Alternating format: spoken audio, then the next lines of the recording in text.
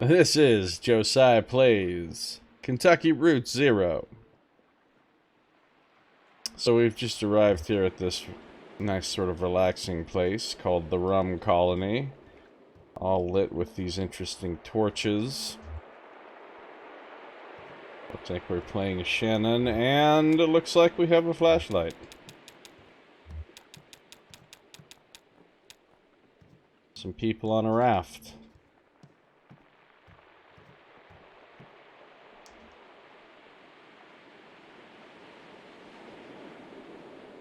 Let's do this, raft folk.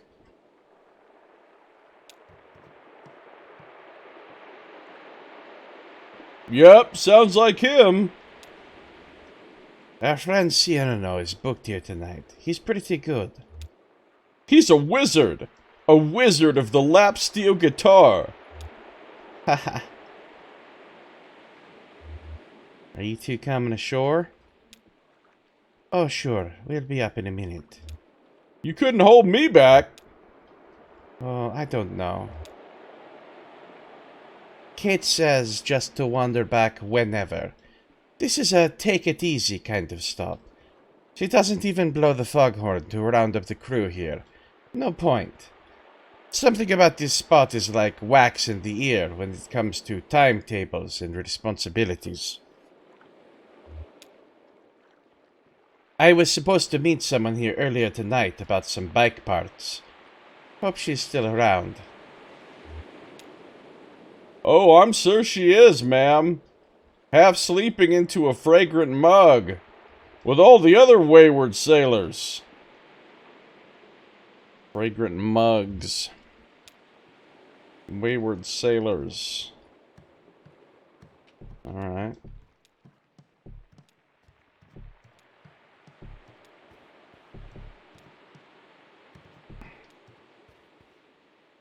Hey, that's my reflection down there in the water.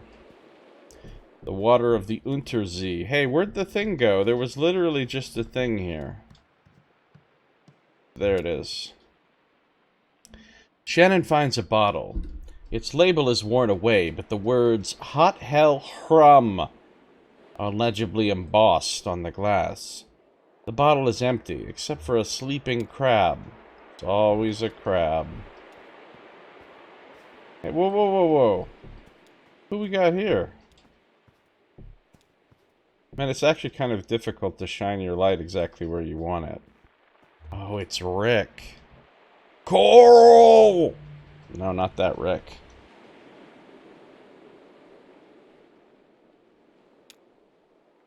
Rick Steves.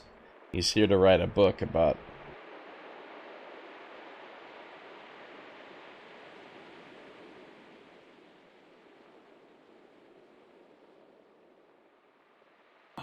running out of voice ideas.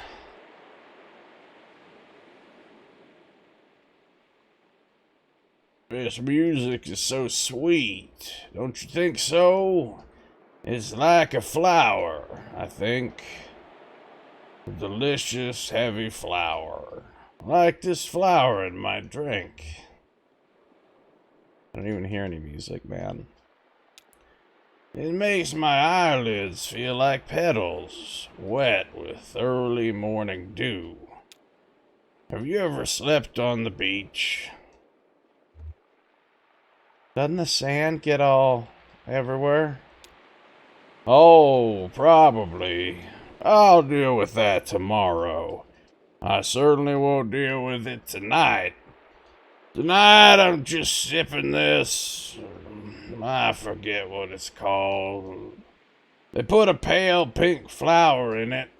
Isn't that tranquil? Hey, what's up, Amaranth? How you doing? Good to see ya. I'm doing alright. Oh gosh, I'm so stressed out.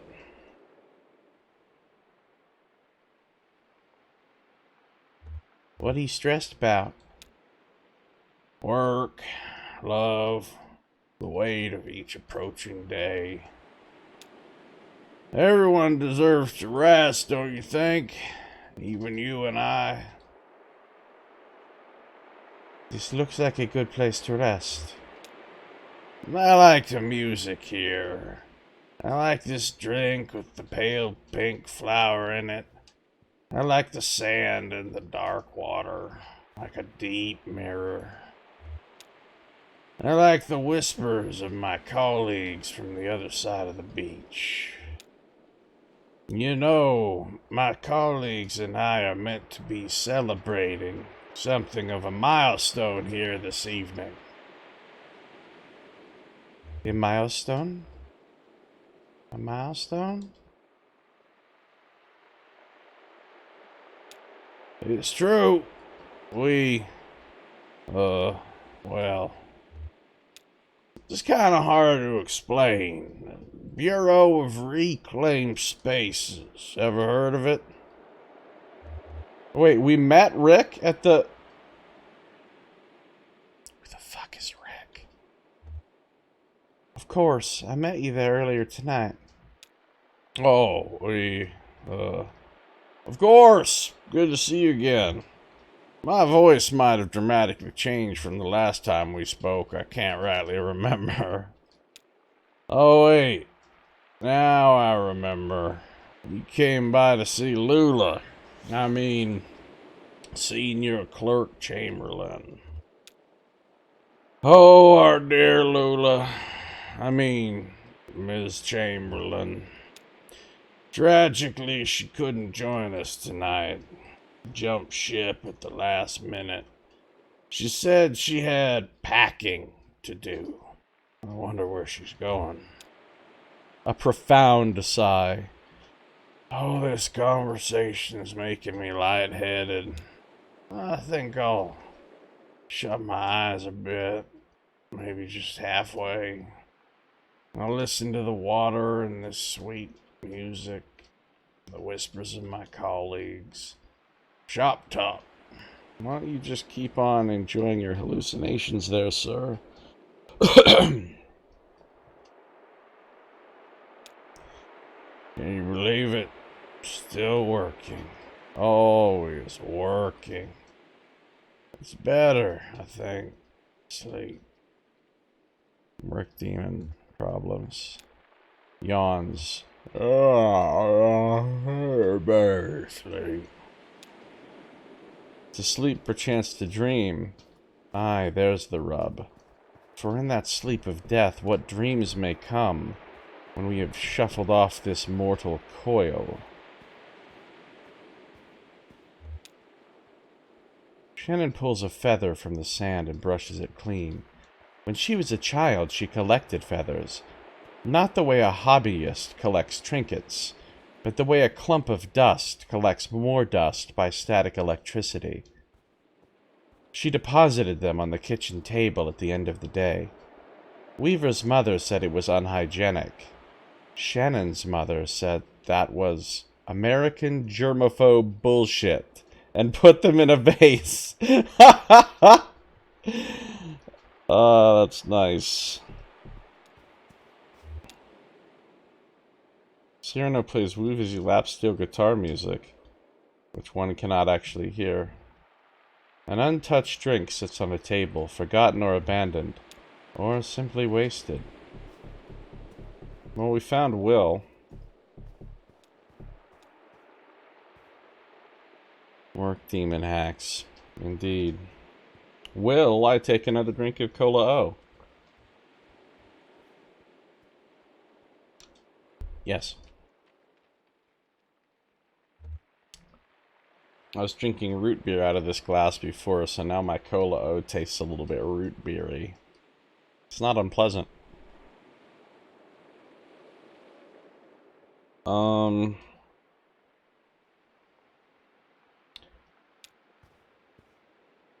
Hello! Happy to be in the here and now? I heard a shuffling. Are you dragging your feet, or just enjoying the sand between your toes?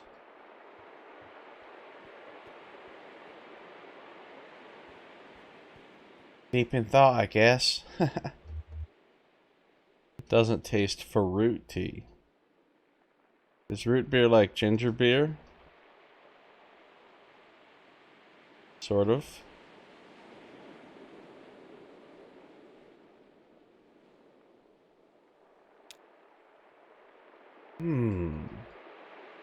I think you have something weighing on you, and I respect that enough not to press the subject.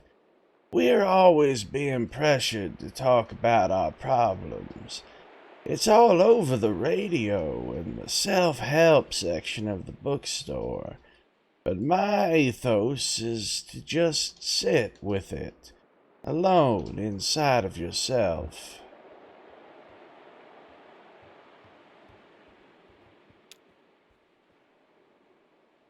My spiritual advisor says, if something is boring after 2 minutes, try it for 4. And I think that applies to any other dissatisfaction just as well. It's good advice.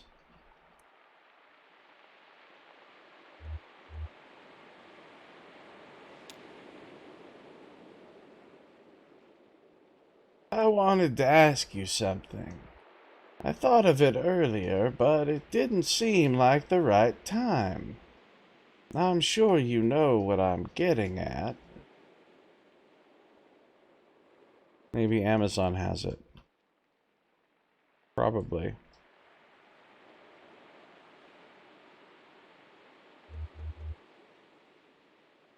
Sounds like a work demon mantra.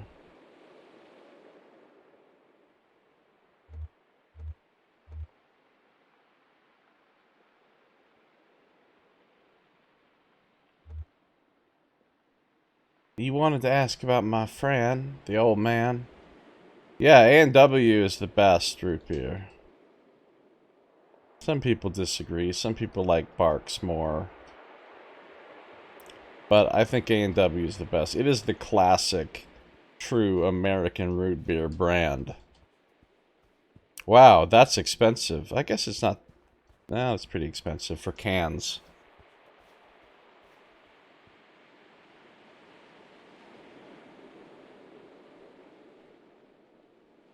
You gotta drink it real cold.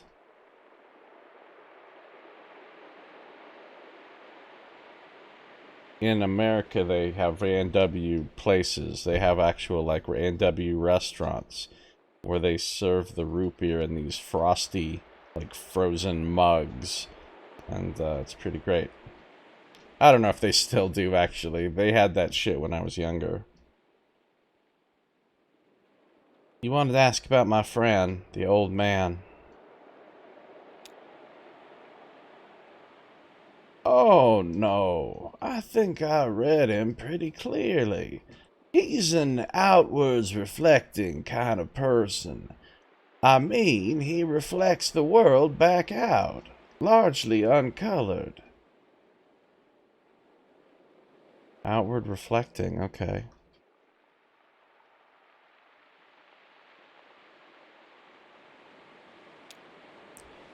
You and I, we are inward reflecting, I think.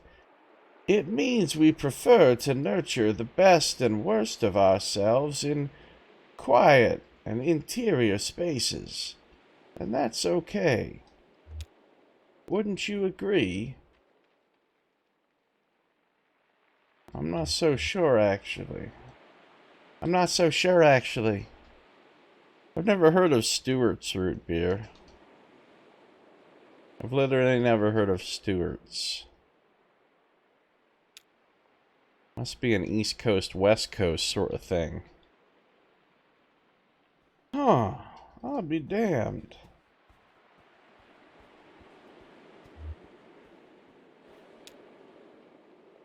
That's it, huh? Oh well.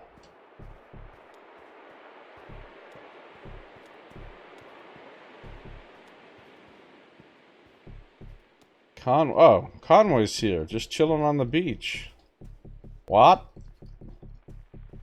With his skeleton arm and his skeleton leg. Representing debt.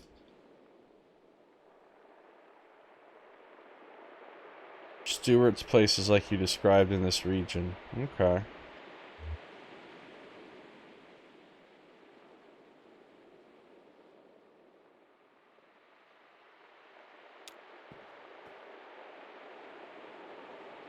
There she is. You have to try one of these flower drinks. I feel like I could drink 100 of them. Not too sweet, not too strong. You know, a real session drink. What's it called? I think he said it was a... Well, how do you like that? I'll just show him the flower. Another one of these, I'll say. And then I'll point to the flower. Maybe I'll wear it in my hair. So Conway's already had a few, I think. It doesn't taste like a flower. I mean, not like a flower smells. You know, perfumed, sickly sweet, like a star thistle flower. Work demon's using him to the bone. You know, my dad was obsessed with those awful weeds. We had a small house just about leaned up against a hill. And every spring that hill would explode with yellow star thistle. And he'd tear into them, angry. I mean, really offended by it. He said they were an invasive species, like foreign squatters on his land or something. I used to think he was such a stupid old man to take it so personal. After he died, a few years after, I came by the house again. It was spring, but I didn't see a single yellow flower on that hill. He must have finally got them. Or maybe they followed him home. More old stuff. I'm drowning in old stuff tonight. Feels like I've got it piled up all around me. Like one of those old guys you hear about who never threw anything away. You know what I mean? I know what you mean. Don't worry about all that stuff. Just try to, stay in the here and now. Yeah, it's a nice idea. But I'll tell you what I'm learning tonight. I don't belong in the here and now. That check's been cashed. Sorry, I'm not making sense, am I? I just mean to say I can't look at anything without remembering something else. I know how that feels. It's when you get old. And then that reminds me of something else. And I'm buried in it. Just need to get my head clear for a minute. Get a clear view of the day. Get oriented. There was a time when I felt this way, I'd bite the bullet. Try to sober up and get a job.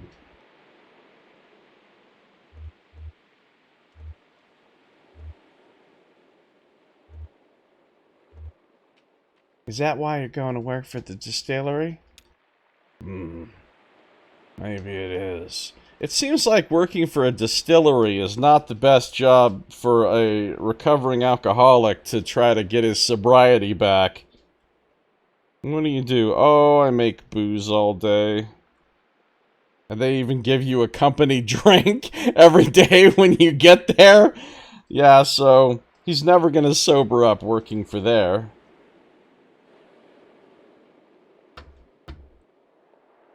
Yeah, the shift drink. Maybe it is. Seems like a pretty simple answer, right? Just follow the work as long as you can. You got me all figured out. Hey, I'm gonna sit and look at the water for a minute. I'll talk to you later. Don't be a stranger. Such a weird statement.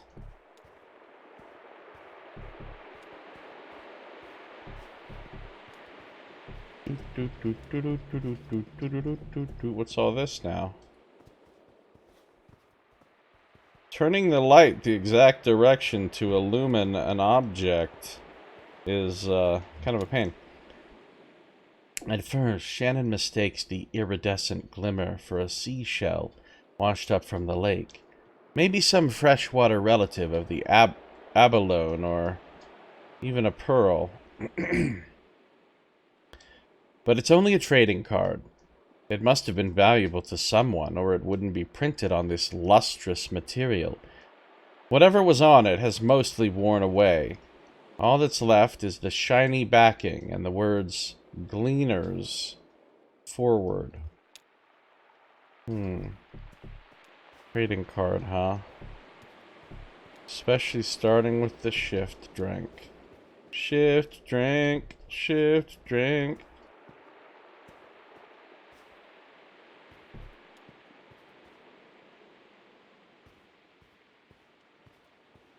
One of the things I find exhausting about this game is navigating the environments.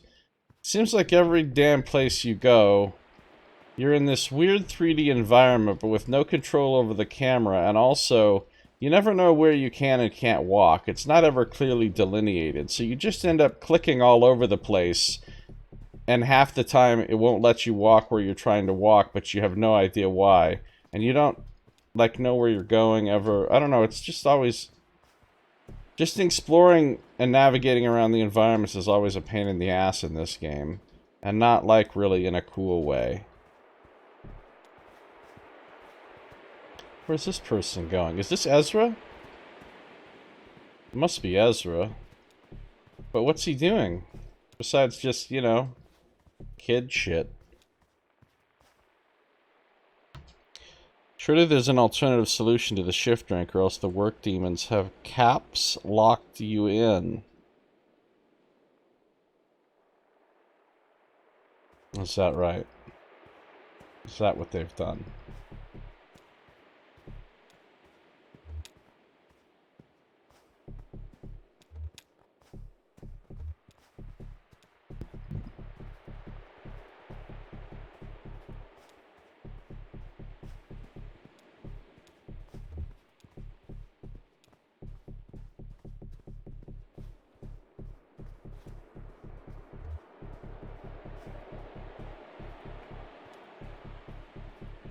Since you can't just alt.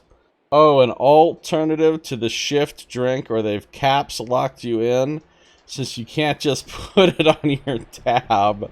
What the fuck? It sounds like there's no escape from that situation. Once you enter in, you're pretty much under control.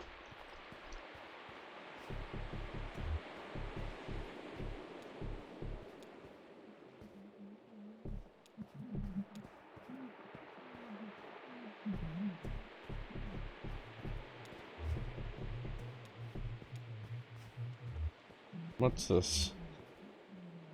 Something glints black in the flashlight's beam. Shannon brushes sand off a damaged VHS tape. The smudged label on the spine reads, "Private, do not watch, but do not erase." I would watch the shit out of that.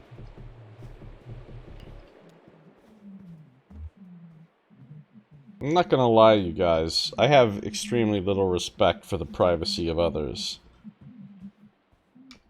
Just saying.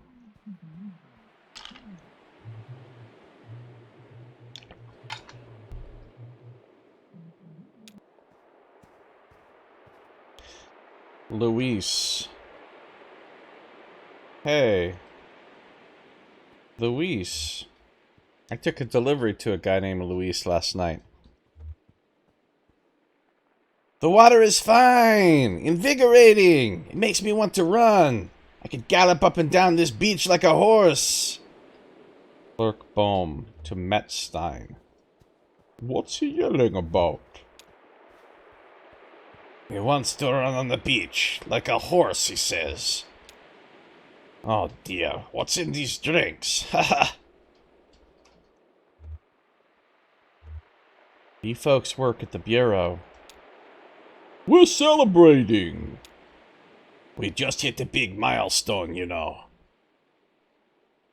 At that point, the work demons have fully inserted themselves into your life, and you can't go home because your dead ended.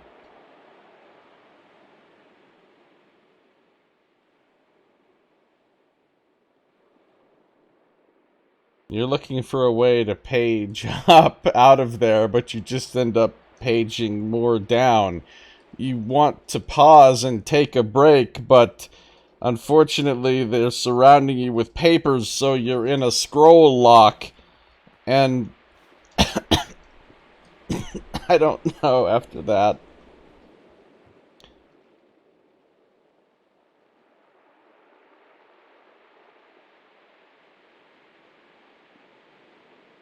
Let's have a whole conversation where we just use the names of keys. We just hit a big milestone, you know. The clerks both pause, waiting for the other to speak. Well, tell her about it. But I don't know anything more than you do. It wasn't part of my caseload. Well, it wasn't part of mine. I wonder just what we're celebrating. Hey, Splode, how you doing? Good to see ya. It doesn't matter. Invigorating! This guy's really invigorated right now. Catch anything, Luis? So, did you find what you were looking for? With Lula, I mean. Is she here? I'm not sure where she is now that you mention it. Before we left the office, I think I will go for a run along the beach. As soon as I'm finished with this drink. Try not to yell so loud, Luis. I'm afraid you'll shake the ceiling loose. Man, these people are weird. They're all weird. You're weird. Your friends are weird. Your mom is weird.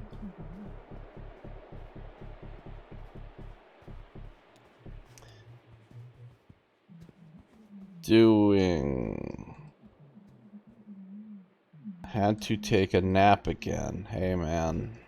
That's not bad. It's all about some naps.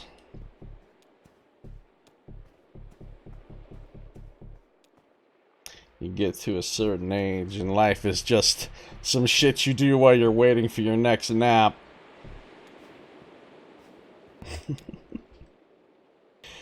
A styrofoam cup is half buried in the sand, miraculously intact. It still has some coffee in it. Maybe it came from the bar. Or maybe someone dropped it here on their way to the bar. Maybe they weren't even headed to the bar originally, but drank their coffee too fast and needed a stiff counterbalance. Shannon thinks about the war of liquids in the stomach.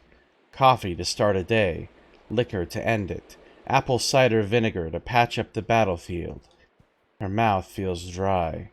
She thinks about all the nervous casualties of the liquid war, clumsy alchemists transmuting day into night. She thinks about a chalky, gray-pink liquid her mother kept for upset stomachs. That was stored in a coffee cup, too. Yum.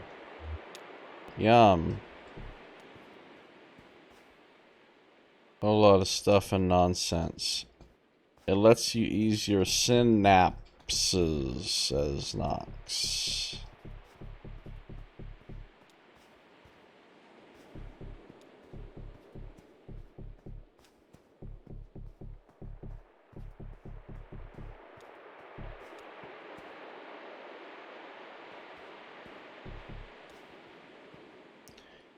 Keyboard puns, yeah.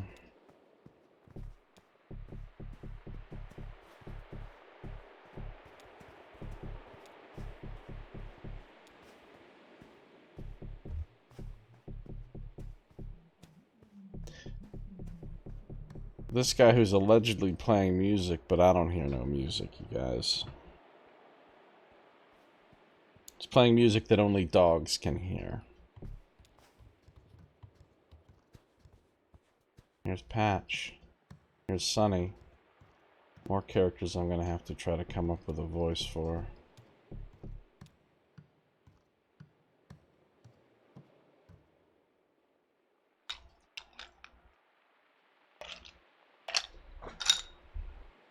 Cola O. For a moment, I thought you said the pun colony. Is that a phone ringing in the game?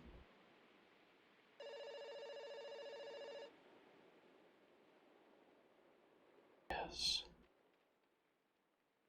Oh, and I'm answering the phone as Patch, apparently. With a good selection of answering options. Go for Patch.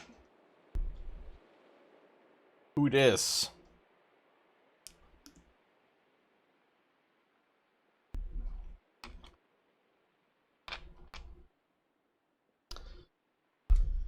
They're patching the call through.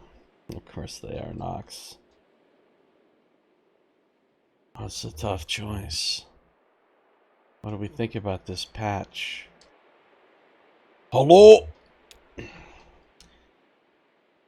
Yeah, let me talk to Dr. Vicente, please. You sure you have the right number? No, I'm pretty sure I dialed it right. Did you check in the back? Dr. Vicente usually hangs out in the back.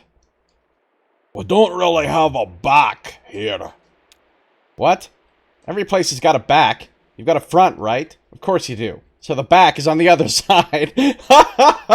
Imagine the front of your place. Now, imagine the opposite of that.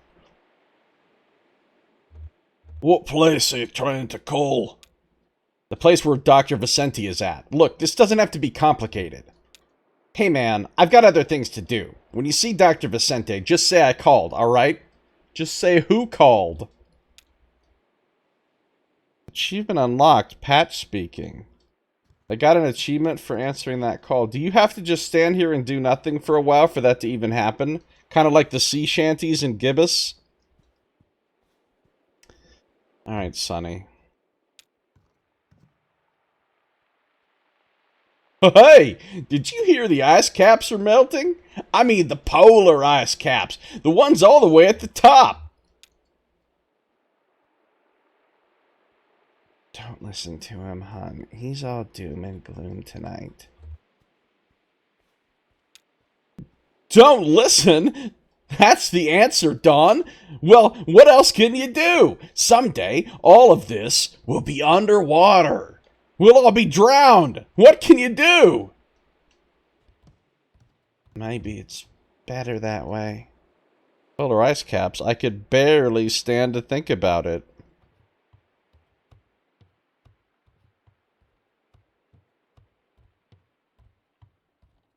I was gonna get a job at the polar ice cap, but then they had a hiring freeze. Right, another pessimist. You two have fun. I'll be drowning in this Mai Tai. He's just in a dark mood because the bar is crowded tonight. He likes to spread out. You're awake? Glad to hear it explode. You know broken glass has decimated the owl population, right? That's alarming. Well, what would you expect? Cotton is already rotten. Okay, Sonny. Calm down. And I'm certain that the government is fully aware cotton is rotten. Hashtag cotton is rotten. It's a desperate situation, really. And that's why I'm trying not to think about it. Sonny, you're insufferable. There's so many just rando characters that are just weird in this. He has a sunny disposition. Hashtag rotten cotton. Dawn. Broken glass. That's his latest rant. But I'm not surprised by anything anymore. Before this, it was bovine growth hormones. There always has to be some mention of bovines or cows every single time. Bovine growth hormones and global warming. Creating giant cows.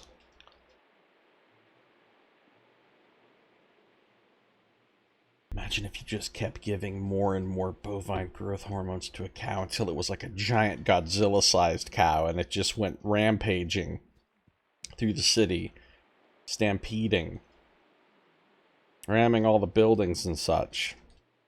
The Cow King. You would truly have Derecho wipe.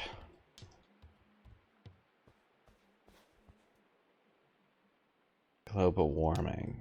Nah, he's harmless. I just don't know him anymore, that's all. He takes bits and pieces of things he reads and synthesizes them all into some grand theory.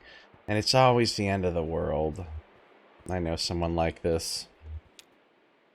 But who could know that stuff, right? We can't even predict the weather. I mean, if you could take all these little pieces and predict how they're all going to interact, well, you'd know everything. That's the basic premise of the Foundation series of novels by Isaac Asimov, I think. I don't know, I read them in prison. It was a long time ago. I'll tell you what I do with that kind of knowledge. When I first met a man, I'd look at his shoes, and the kind of books he reads, and what he eats for breakfast, and I'd make damn sure we weren't doomed to spend our twilight years greedily emptying Mai Tais and arguing about broken glass. Well, you know what they say about hindsight. Here's to a better yesterday. Here's to a better yesterday. Nice.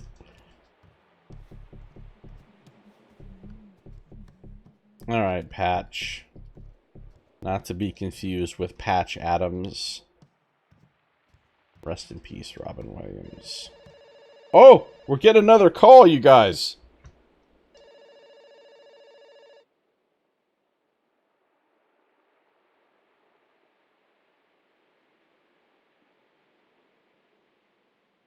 Joe.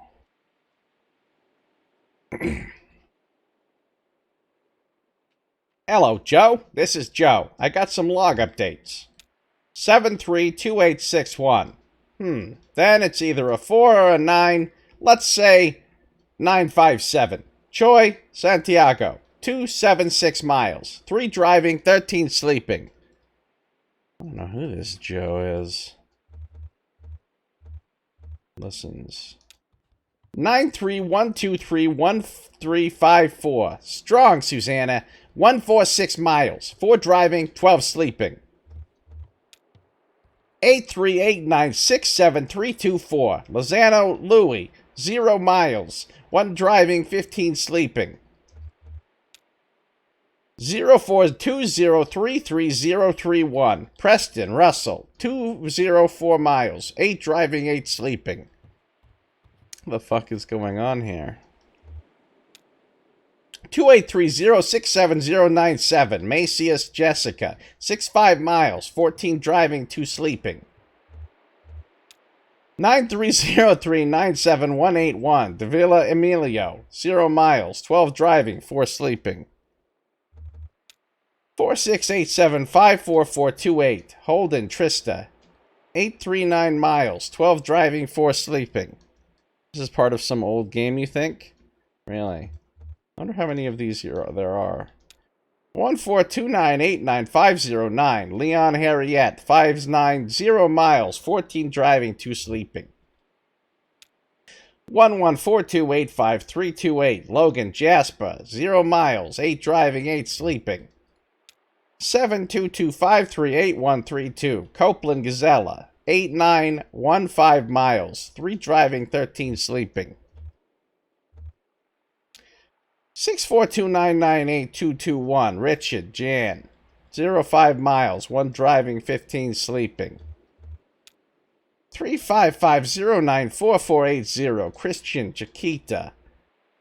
4816 miles. 14 driving, 2 sleeping. How long do you guys think this is going to go on?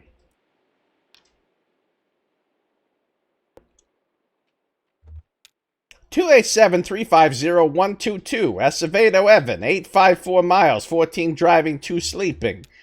250-205923, Pineda, Chelsea, 0 miles, 8 driving, 8 sleeping. 300706524, Conrad Lauren, 305 miles, 8 driving, 8 sleeping. 149275797, Zuniga Eleanor, 05 miles, 3 driving, 13 sleeping. 421156223, Valencia Devon, 20 miles, 8 driving, 8 sleeping. 545741576, Castaneda Julia, 7519 miles, 3 driving, 13 sleeping. 650953227, Shay Jamie, 0 miles, 1 driving, 15 sleeping. 960072500, Wise Delbert, 582 miles, 14 driving, 2 sleeping. 123911627, Kaiser Alonso, 895 miles, 16 sleeping. 107705127, Travis Levi, 629 miles, 14 driving, 2 sleeping. 853143949, Glenn Vicente, 47 miles, 4 driving, 12 sleeping. 567979055, Russo Carmel, 260 miles, 1 driving, 15 sleeping. 660571441, Ibarra Gazella, 795 miles, 16 sleeping. 808882412, Hull Rachel, 124 miles, 3 driving, 13 sleeping. 421507961, Pruitt Max, 0 miles, 1 driving, 15 sleeping. 475826876, Ashley Rosalia, 0 miles, 1 driving, 15 sleeping. 941351549, Chung Ira, 432 miles, 3 driving, 13 sleeping. 667302661, Riva Stata, 805 miles, 16 sleeping. 704, I better get a good achievement for this.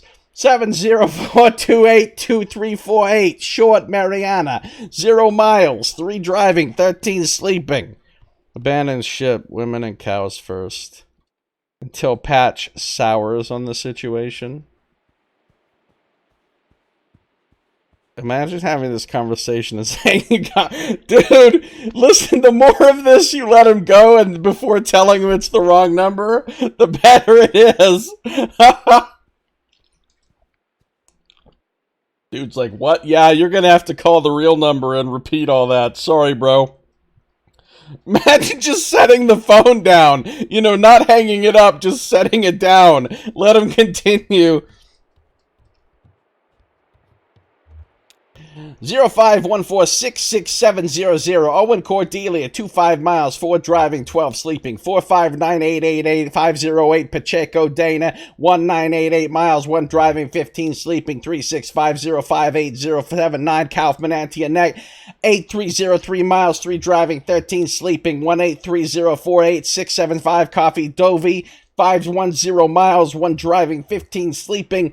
285347988, Klein Carey, 6484 miles, 8 driving, 8 sleeping.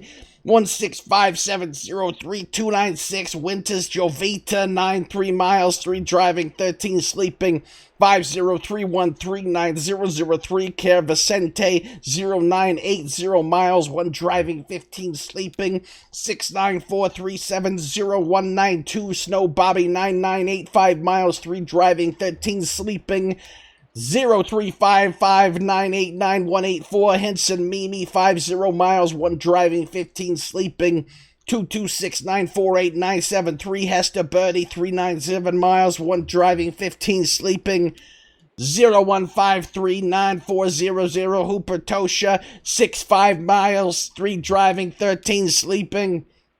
88398840, Hogan Zaneta, 6529 miles, 14 driving, 2 sleeping. 3625, I fucked it up. Honestly, is this gonna ever end?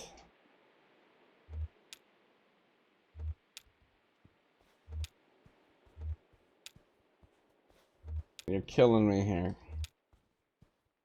There has to be a finite number of these. Actually, there doesn't have to be.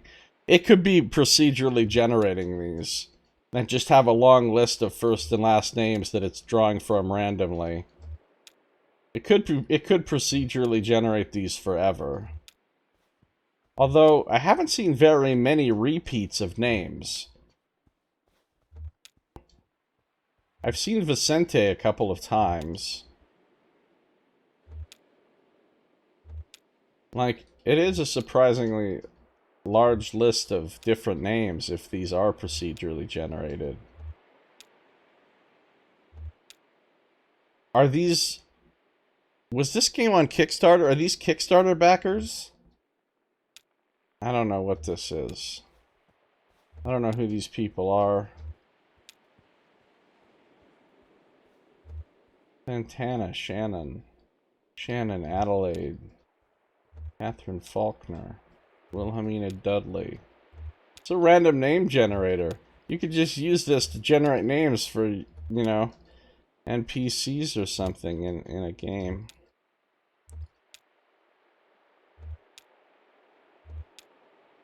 Does it go on forever? Wonder how many of these I've gone through.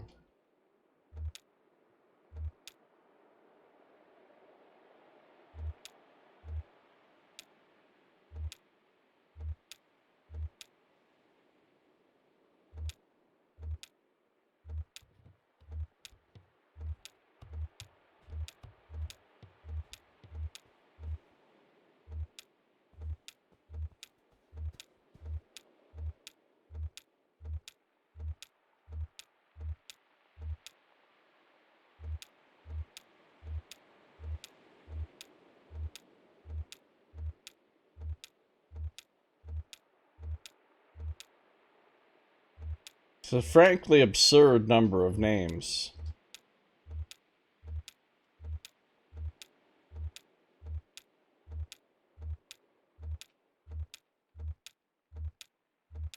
How long do you guys think I should do this for?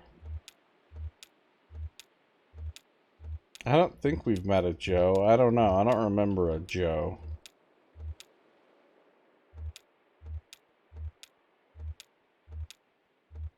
I've probably now gone through more of these than anyone else who's ever played this game.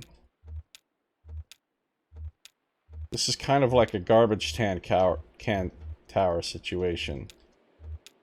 But what if there's a payoff at the end? This is why you can't stop. Because now I've spent so long doing this that it would be such a waste if indeed there's an end. And I stopped right before I got to it. You know? This is how they get you. This is how they trap you. This is like endlessly working in the distillery. I'm slowly becoming a skeleton as I do this. It is actually absurd how names are basically never repeating. I mean, very, very rarely does any name appear more than once. Like, the sheer number of different names that's in this is nuts.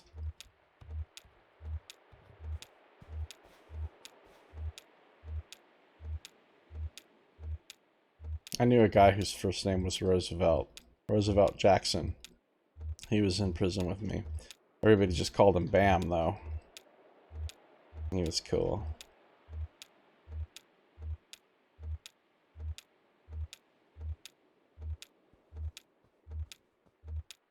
Alright, guys. We might have to stop. Because I'm at the point now where I don't believe that developers would make you go through this many of them before something happened. So I'm starting to believe that it is in fact just an endlessly, randomly generated thing. Because I don't think they would bury something this deep. Because they wouldn't think that any player would actually go through this many.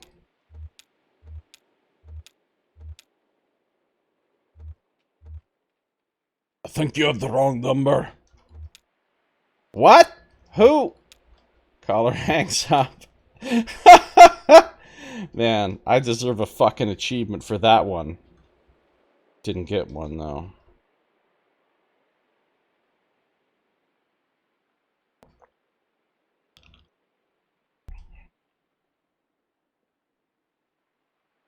Tell the caller he has a wrong number after going through at least 100 of the names.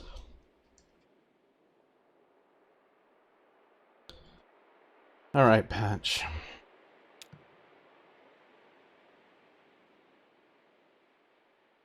Junebug, hey, guess what I just saw like an hour ago?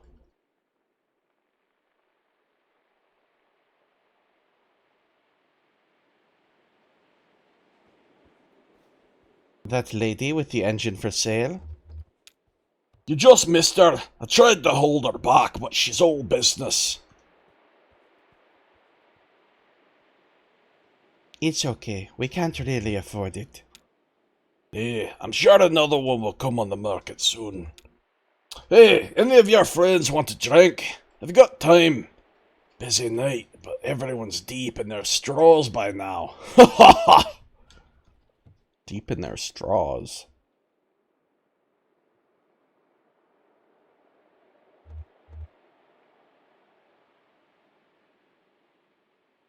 What have you been mixing up? Let's see, what's good tonight? The Light Death? What's that like? Chill a tall glass with a little white grapefruit juice at the bottom, and just keep pouring in 151 proof rum till it starts to turn iridescent. Add simple syrup, pineapple juice, and grapefruit juice. Some folks like sugar. I always include a plastic skull. Plastic skull, wow. What else you got? My invisible heaven? What's that like? 1 shot aged rum, 2 shots of light rum, white grapefruit juice. Look at it for a minute, throw an apple peel on top. Look at it for a minute. Very important step. Hashtag light death. What else you got? The dark rum noir. What's that like? 1 shot Demerara rum, 2 shots of blue rum, sea salt, let it sit for a while, throw a maraschino cherry on top. What else you got? Suffering toes. What's that like? 1 part green Curacao, 45 parts light rum. I throw a snake jaw on there to soften the blow. That one sounds amazing. I need that.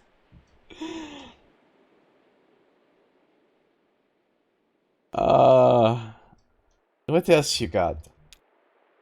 Clear sweet tiki. What's that like? Just enough white rum to make your tongue ache, and then add grey Curacao and orange Curacao to taste. Blend. That's it. I think rum is in everything. Suffering toes. What else you got? Frozen Captain on the zombie. What's that like? Curacao. Just enough light rum to make your pupil tingle. Then add orgeat syrup and blue Curacao to taste. Pour over ice. That's it. What else you got? Iridescent devil. What's that like? I'll take a medium-sized glass bowl and fill it with equal parts pineapple juice and old rum. Cover it with a towel and let it stew until it gets a sort of suffering quality going. Add white rum and refrigerate. Put a toothpick on top if you want to show off. Showing off with a toothpick. What else you got? The Blue Death. What's that like? Start with a short blood glass, lightly rimmed with simple syrup. Put a snake jaw in the bottom of the glass, flip it over, and leave it for a few minutes. Then slowly add Demerara rum, spiced rum, dark rum, and aged rum. Refrigerate. That one sounds pretty great, too. What else you got? The Bone Rum Noir. What's that like? Chill a tall glass with a little pineapple juice at the bottom. Then just keep pouring in spiced rum till it starts to turn clear. Add yellow food colouring, simple syrup, and orgeat syrup. Some folks like orange Curacao. I always include a little umbrella. What else you got? Sweet tongue. What's that like? Chill a tall glass with a little black grapefruit juice at the bottom. Then just keep pouring in the white rum till it starts to turn light. Add simple syrup, sugar, and green curacao. Some folks like lime juice. I always include a snake jaw. I wonder if these are endless and randomly generated as well.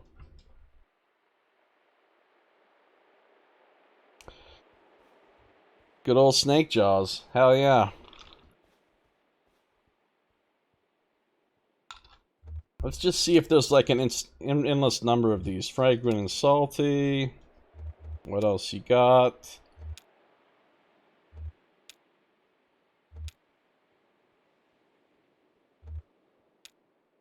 The brownish stuff.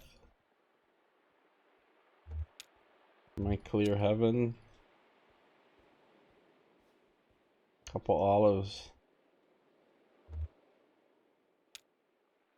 Black rum noir. Put an umbrella in the bottom of the glass, flip it over and leave it. Yeah, I think these are just cleverly procedurally generated. They sound very natural. Like, you could read a couple of these and think they were handwritten.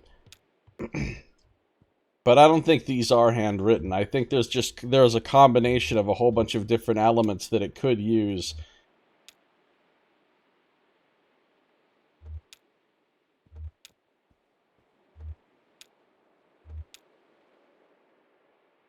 This would actually be a really cool generator. Like, if you were running a game and they were in a bar, if you had a random cocktails generator like this.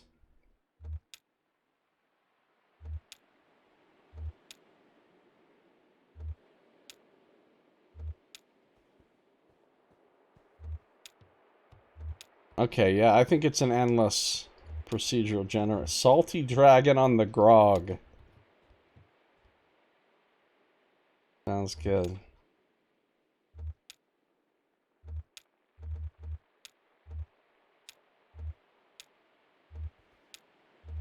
Salty inner ear.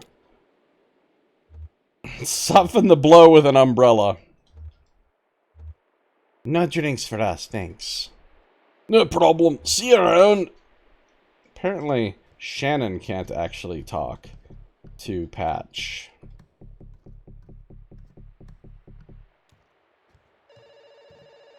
Oh no. Getting a call.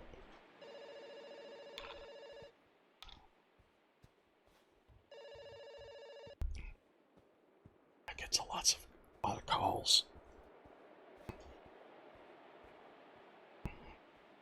Yeah, listen. We got a problem down here. Who's this? Man, it's all messed up. I tried realigning that big sewer grate under the livestock pen like you said, right? Who's this? Damn thing flooded, man. It's even worse than before. All I'm saying is, we've got to get these computers out of here. Who's this? I mean, we're running out of time here, man. Hey, I forgot. Does that big green valve dump water or sewage? You told me earlier, but I've been so stressed it just kind of flew out of my mind. So, should I turn that valve? Obviously we're turning the valve. Yes. Alright, you're the boss.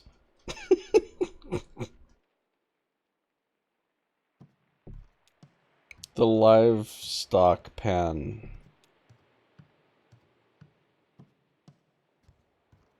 Alright, Cyrano. Not to Bergerac, though. The rum colony. Patch has all the answers, yeah.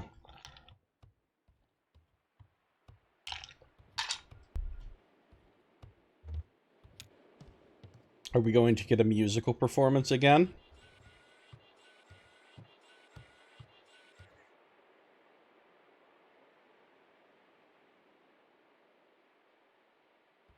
I'm so glad to see you. These kooks are bumming me out, man. You see that guy in the sand over there?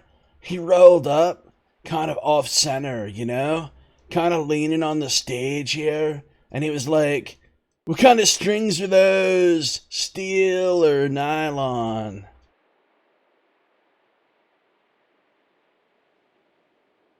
I'm sure you were cool about it.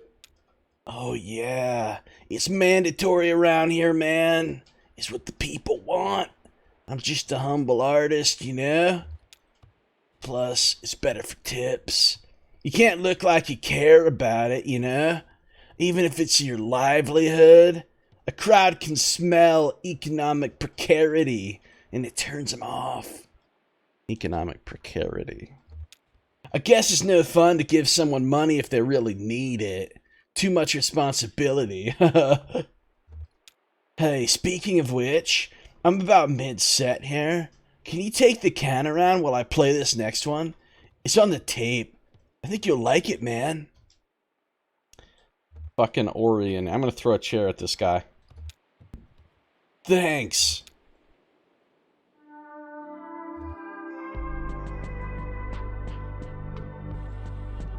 Oh, now I'm playing Johnny. Literally taking the can around trying to get money from people.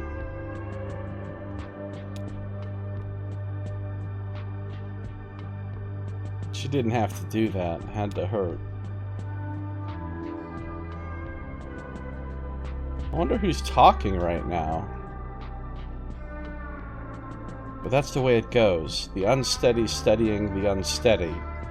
There's probably a $5 bill somewhere just floating up and down the river from tip jar to musician to tip jar to musician, like an eternal ferry of good intentions.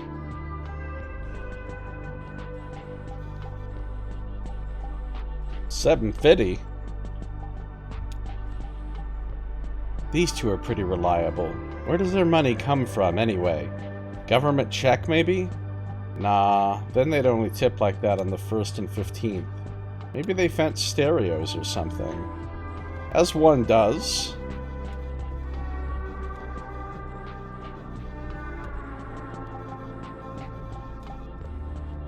Anybody out here wanna give up some fat monies? $15? These kooks are really going for it. It's good. You can't always hope for much with these fly-by-night crowds. Could have been some deep tiki fanatics getting uptight about Cyrano's tape machine or something. But these folks are tourists wherever they go. $2. This guy's barely here. He's like basically sugary wet sand until the morning. He left a couple bucks by his shoes here. Or dropped it. That's probably for the band, if it's for anything at all.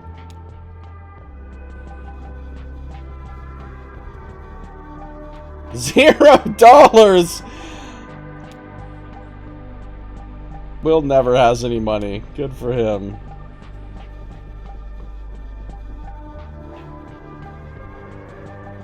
$0 from Conway as well. This guy's keeping some odd company tonight. Better just to let him be.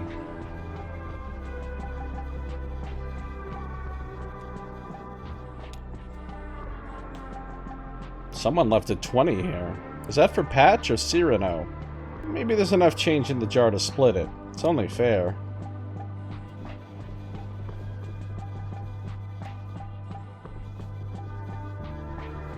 Listen, Johnny makes that sound when he moves too.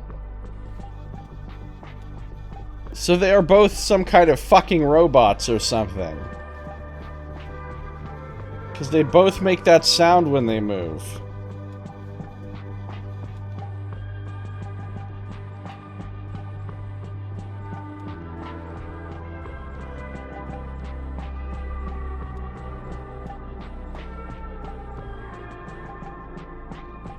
I think that's everybody.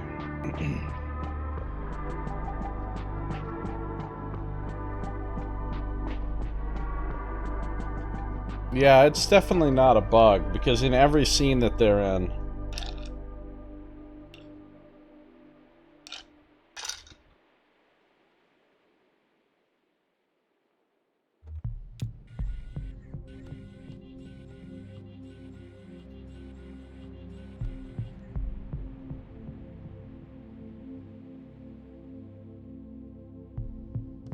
Oh, now I'm back to Shannon.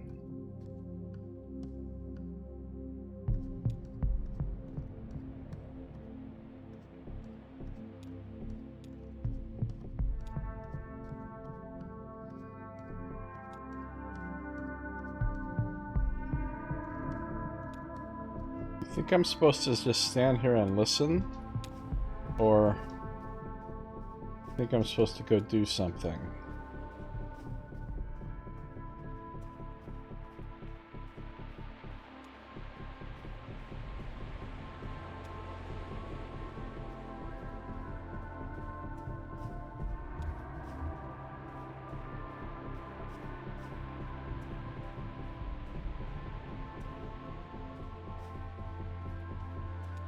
Because it doesn't seem like I can interact with any... Oh, what's... No, no, no, no, no, no, no, no, no, no. Shannon finds a small box, about the right size for an injured baby bird or a couple of mice. This box is only full of sand. She rolls a few grains in her fingertips. It feels different from the sand under her toes. Finer and slicker. She has the feeling this is sand from a different beach. Oh, we got some cross-sand pollination going here. It's an invasive species of sand.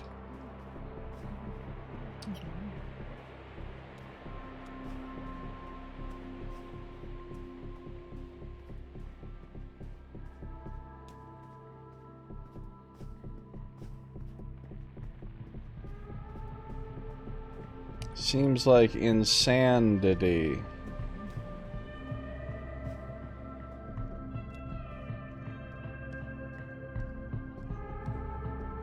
Well, I guess I'm just chilling until his song ends or something.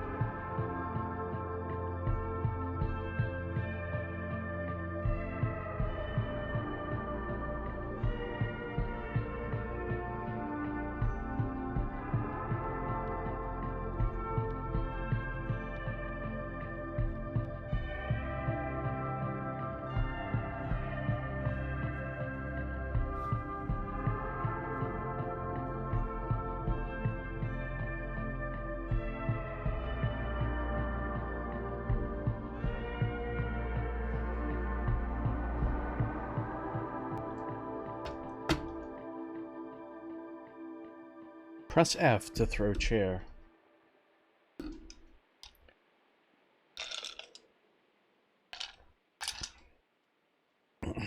Okay, well, good one, I guess.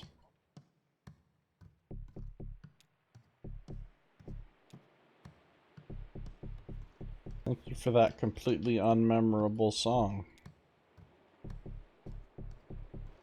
Maybe it's just time to leave. It doesn't seem like I can interact with anybody anymore.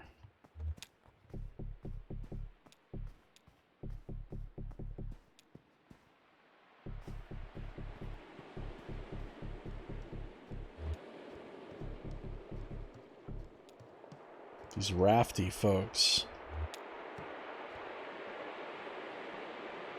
Wait, so Junebug and Johnny were just up at the bar, and now Junebug and Johnny are here. Teleporting robots, you guys. Well, that was a pleasant detour. Yes, ma'am. Ready to get moving? How about you round up the old man, if you can tear him free? I guess I'll round up the old man. We're gonna go lasso this guy. Cheese it, the cops. A damp matchbook rests on top of the sand. Shannon flips it open without looking, runs her thumb across the cardboard, and finds one match still intact.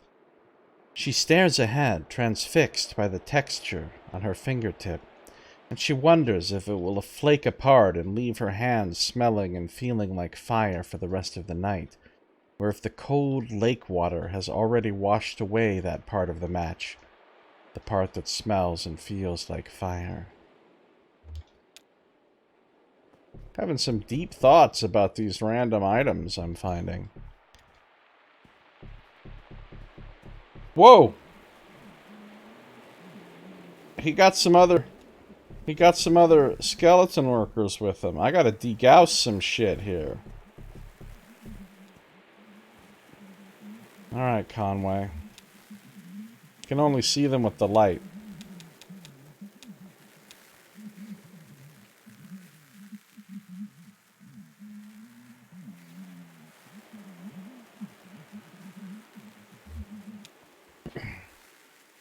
Yeah, you're right about that.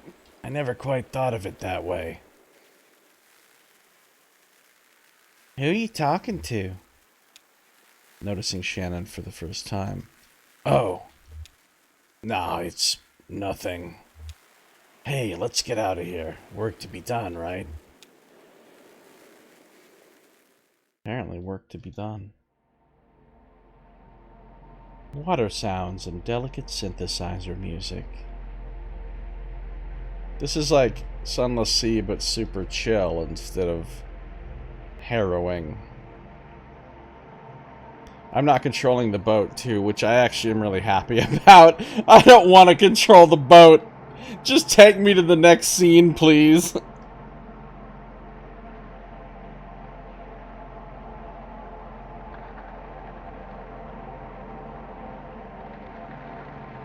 I'm assuming we're on Will again here, narrating on the river as usual. It's easy to miss, but beneath that quarter-acre swarm of moths, that's Brachylomeus similis, the brick moth. They usually live in forests. Is a quarter-acre sunflower orchard, and beneath that sunflower orchard there are 2 small lots with small houses, positioned so they just about butt right up against each other. The brick moth. The houses are empty now of human life. There's no sign of a person or anything living except for moths and overgrowth. There are some pipes bolted into the cave wall near the perimeter, and a few stone scars where other pipes have been ripped away by scavengers. These once supported the large grow lamps that fed the sunflowers. The lamps are gone now. Once this crop of sunflowers is picked away, it's unlikely anything else will grow here but lichen, moss, and rock formations. The brick moth will move on. The houses will be visible again, at least until somebody strips them for building materials, or the river washes them away. The houses were once inhabited by 2 sisters. Why they built their houses so close together, or lived in any proximity at all, is a mystery, since they clearly despised one another.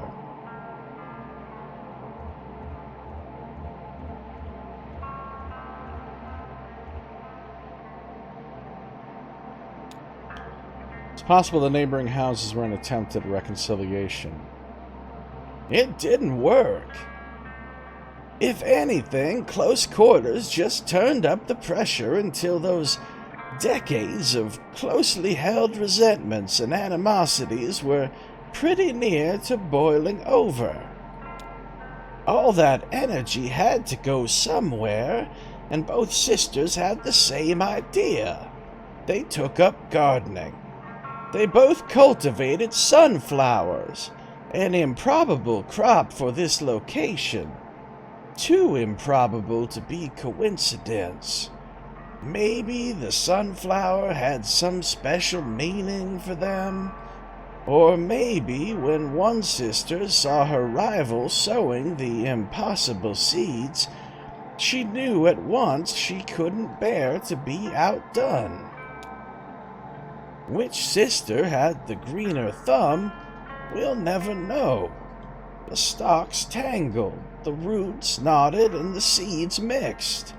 Those gangly sunflowers merged the two lots into one undifferentiated field.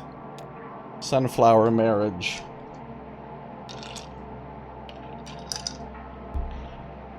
The two sisters moved out, probably around the time the moths started showing up. Of course, there was no selling the lots then, overgrown and bug-chewed as they are. In fact, if those sisters ever tried to sell, they'd be in for a rude shock. Not long ago, a property tax clerk, having seen the two adjoining lots registered to the same last name, presumed they belonged to the same owner and erased the legal border between them. Look, you don't just get to casually decide who owns what, motherfucker.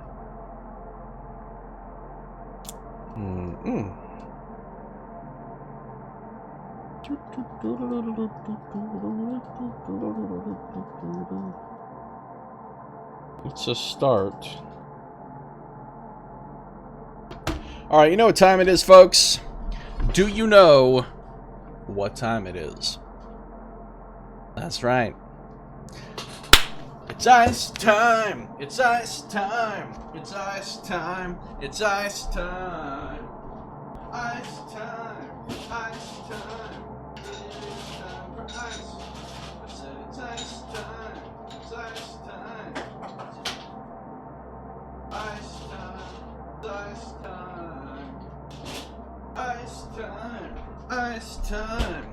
It is time for ice. TM. Hashtag Ice Time TM. Ice Time is a registered trademark of Fire Snake Aries.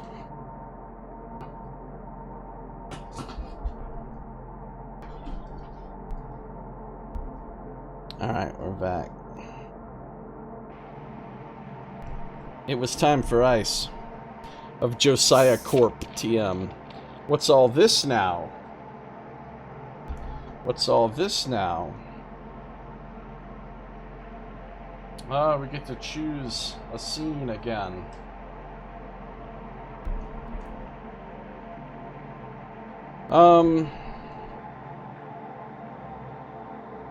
Valkyrie and Homer lounged below deck. Wait, a scene just with the dogs, you guys?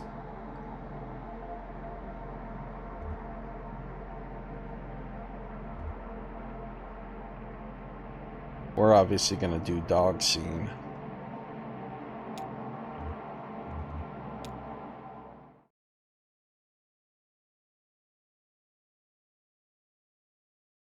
Act 4, Scene 4. The Mucky Mammoth.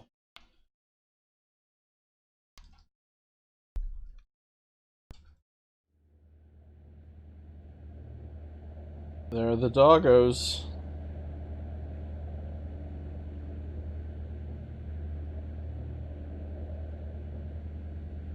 So far, there's no clicking allowed. What? That was it?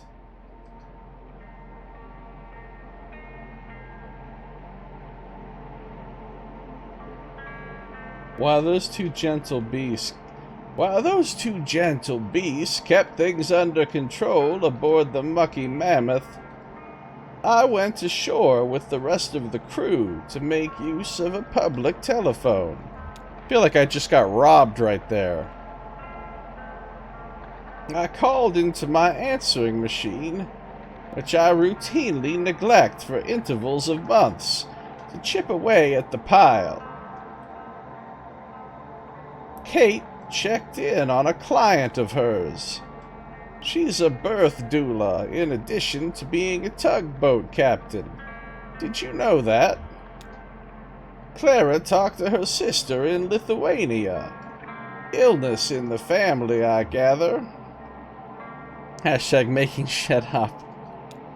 Anyway, the evening hit a low point, not much later on. So let's take a quiet moment here to listen to the river and reflect on the unburdened sleep of dogs. Yeah, let's reflect.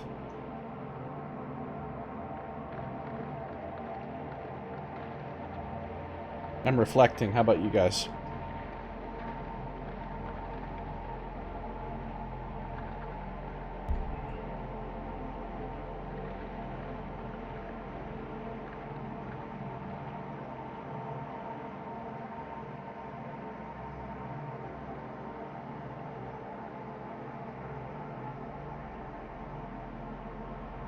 Let's return us a card game. It's a trap! I'm not gonna get roped into any fucking caravan. We're gonna stop at the Radvansky Center to make some quick cash.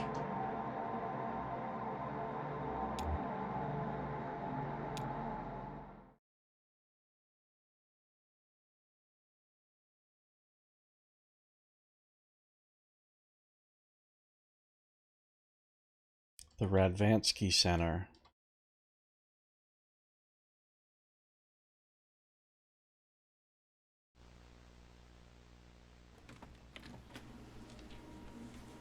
Office door opens and closes. Mimi.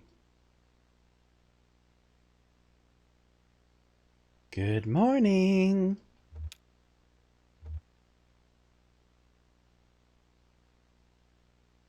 Max isn't feeling well. Long night. Poor kitty. What are you watching? Security tape from last night. Daryl left the lights on again. Should we slash his tires? I'll leave a stern note on his desk. Spare the rod. What are we doing today? Right. This is weird. You know that old vending machine? The one that only has tomato juice. No. The old one they just stopped refilling. Remember, we rolled it out onto the dock last August, and some scavenger stripped it for metal in the middle of the night? Daryl cut his hand cleaning up after them, and it got infected. Remember? No. Okay.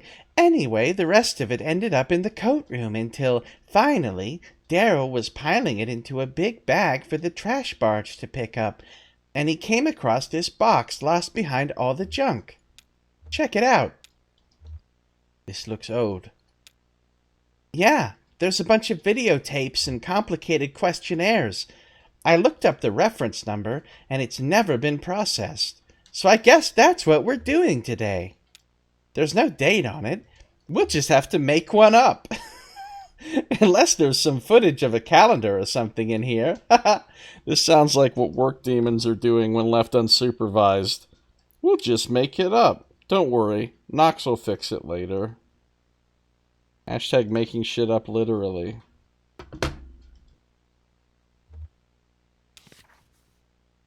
Flipping through questionnaire. I guess these are the old tests before we started doing the video exit interviews. That's annoying.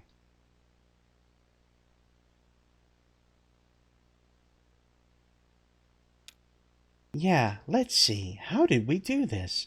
I'll run the tape, you interpret the questionnaire, and I'll type it up?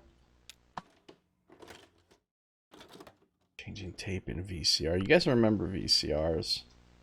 Oh, I'm actually walking around as... This is Shannon, though. So these two are watching a tape of Shannon exploring this area, I think. The modernist bookshelf with the fancy vintage turntable. So ostentatious, so Daryl. What? That was my bookshelf! Oh, no. But you, grew out of it or something, right? It ended up in the lab somehow. I keep my books in a pile now. It's easier to find what I'm looking for. Never, what shelf is that book on? Only, well, it's somewhere in the pile. That is my system of organization. Look, shelves just complicate things.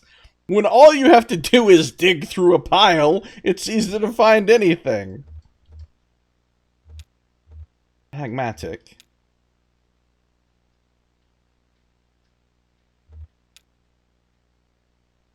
Wow, I haven't seen that poster in a while. I think that was mine from college. Yeah, definitely. Oh, right. Daryl swapped it out in the redesign. Now it's... What's there now? Yeah, it's... That's weird. I can't picture it. I mean, I can picture the wall, and there's definitely something hung there. That's gonna bug me. Want to go look? It's just down the hall. No, it's okay. Apparently I'm gonna sit in this chair.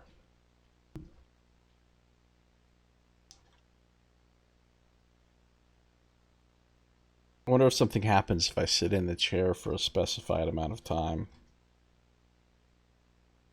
I'm like, she really sat in that chair for a long time.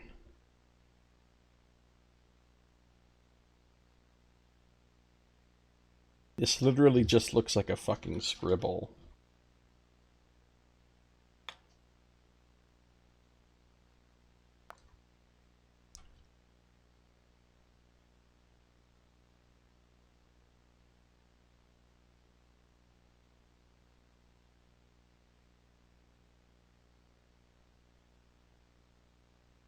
I don't want to stop sitting in the chair. They give you the ability to sit in the chair for a reason. Okay, that's enough. It's for charity. I was just thinking you're going to say something about chariots. Warmed up some soup and back again. Soup is good food, they say. What kind of soup?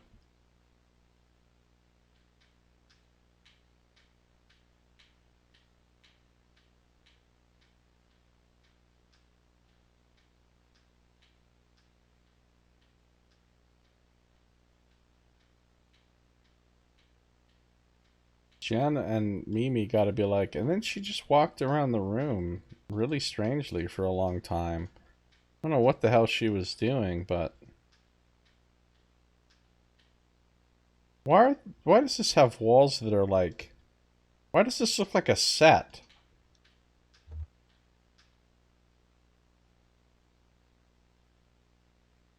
These walls are really weird. It's feeling lazy and kind of crappy, so some tomato bisque. Cool, cool. Hopefully you find it soothing and comforting. Where are we now? I don't know. Some place called the Radovansky Center or something. We're watching a surveillance tape through the eyes of these people that work here that are new characters that we don't know anything about.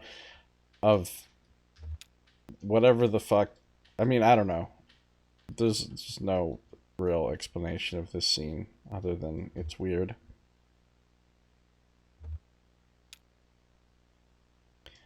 This should be some basic information, and the first control test. Subject's general disposition?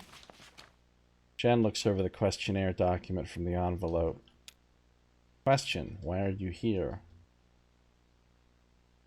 Now, these are the responses that... We're picking responses for Shannon, I guess, when she filled this out, I guess.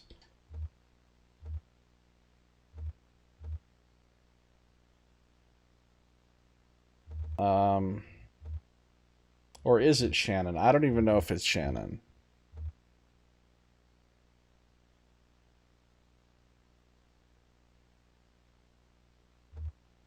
Maybe it's not. Maybe it's just some random person. Why are you here? I'm just going to be very honest about this and say I don't know. Permissive. Demographic category? What's the first thing you remember? I remember spilled orange juice. Immigrant. Because of spilled orange juice, you're automatically an immigrant? What?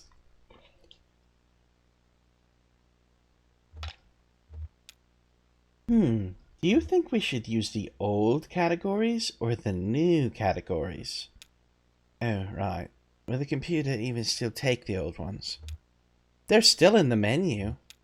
Okay, in that case, put in precarious. Sure. Spilled orange juice equals immigrant. Spilled milk equals native. I see. Oh, I forgot. Name? It says Marquez on the file. So that is Shannon. Shannon's last name is Marquez. Whoa, Marquez, are you sure? That's what it says. You know her. That can't be. No, that's not her. Did she come alone or with a group? I don't know. There's an extended monitoring tape here too. We could check on the dock when she showed up.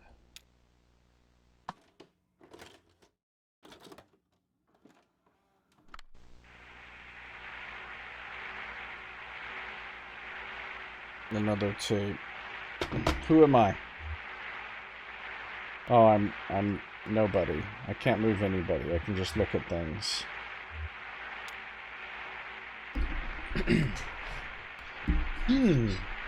No, definitely not. Oh, she's traveling with one of those creepy distillery guys. Him? Nah, he just looks like some old drifter. Maybe you're right. It's hard to tell in this light. Oh, it's... Wait, who is that? That guy in the hoodie. What? I've never seen him before. Really? He looks so damn familiar. I thought maybe he was a former intern or something. He's a little old for that, right? No, I don't recognize him. Sorry, you're all deja vu this morning. It's spooky. Sorry, just one of those days, I guess.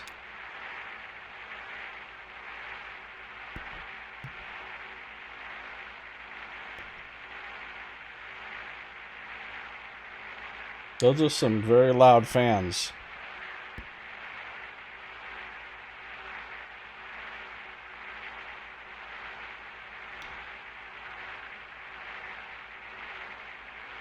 I guess the old man is on dinghy guard duty. A noble assignment. So, who was this lady? Oh, right. Well, do you remember WEVP TV? No. Okay, it was a community television station. The Consolidated Power Company, them again, had to fund it as, like, a punishment for owning too much of the broadcast spectrum or something. Ah, the public access thing again. Oh, they used it to screen your videos, right? Yeah, it was like a co-op. I did some maintenance and they gave me a slot to show my work. And they had that naked banjo guy late at night. Yeah, that's mainly what everyone remembers. I guess their whole mandate was community expression. It was certainly expressive. Naked banjo guy. Oh, wait. Was WEVP the one that... The flood, right? Yeah. Damn. So, Shannon Marquez, did she have a naked banjo show too? What? No. Let me guess. Which of the following sentences best describes you?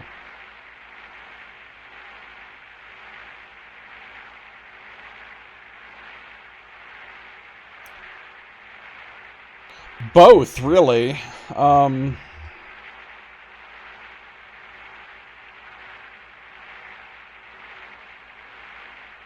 Probably more number 2, though. I'm haunted, unable to forget. She had an exercise show. No, I've never heard of Shannon Marquez. It was a Weaver Marquez I knew. She worked at the station for a bit, and then she left on kind of weird terms, actually. Anyway, where were we? Where were we indeed? Changing the tape in the VCR. Fucking VCRs, man. She's still taking the test. Okay, how do we rank her from the control test? Question. Without turning around to look, please describe the following objects. Bookshelf. Is this still Act 4? Yes, it is, Amaranth.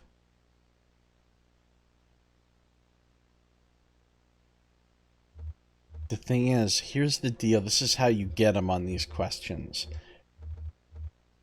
If you pick a smaller number, you can't technically be wrong, because even if it had like 5 shelves, if you say it has 3 shelves, you're not technically wrong, because if it has more shelves, it still also has 3 shelves, right? Like 3 shelves are contained within it, so you can loophole them.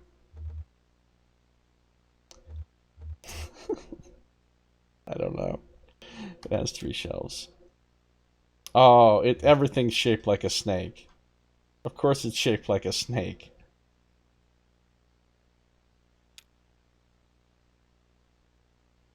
It reminds me of the library. Question. Poster.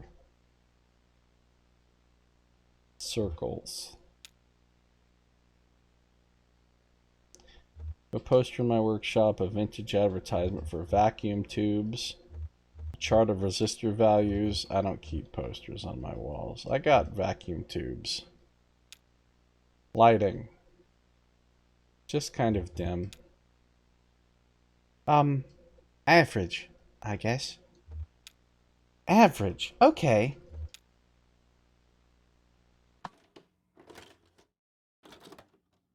This game does love snakes. If you're holding a snake, press 4.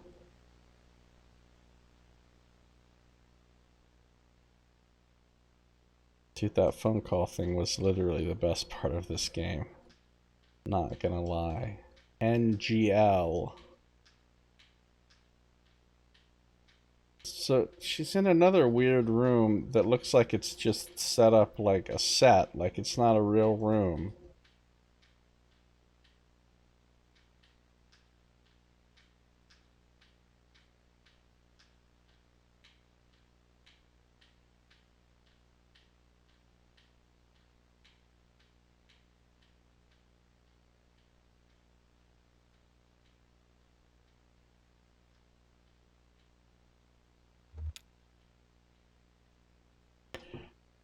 How many pictures did she remember? 2. Or, actually, maybe 3. What? She wrote down orange, strawberry, guava. She didn't remember the apple? Guava? I think she meant the pear. See, that's why I hate this test. There's so much fruit that basically looks just like other fruit. Oh, guava. Does a guava even look like a pear, though? I don't think I've ever seen a guava. I thought they were pink. They're just pink on the inside. You wouldn't confuse a real guava for a real pear, but in one of Daryl's crude watercolors. But I can still clearly tell that's a pear, even on video. Yeah, even I can, but we already know it's a pear. She could be remembering wrong, or just identifying what, to her, is a much more likely fruit to appear in a painting based on any number of cultural, social, geographic, you know.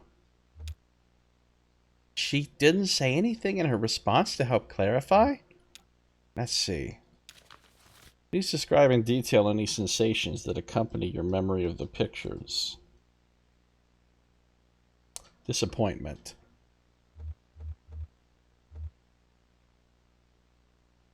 Makes me think of being a kid.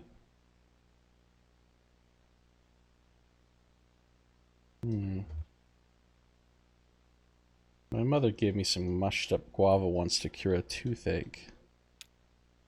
Not really, just some sensory memories of guava. I guess we should just skip the pictures.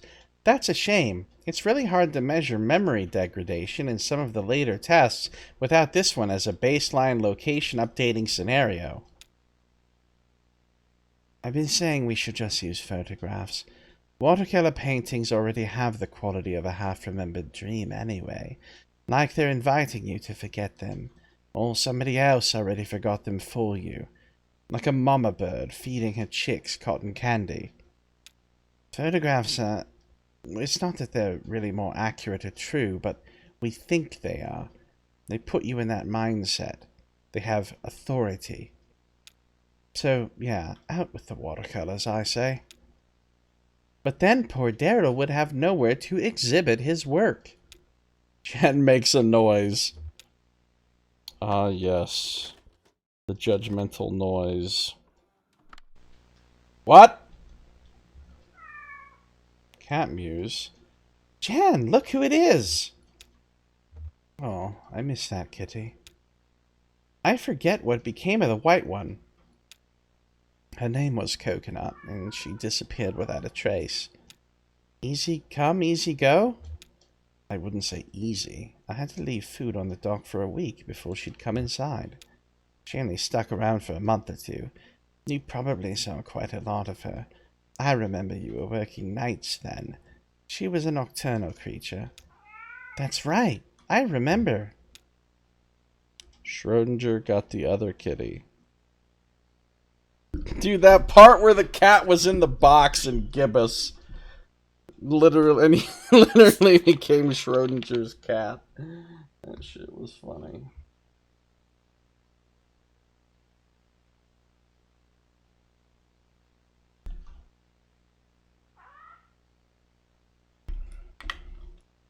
Cat is food, you guys.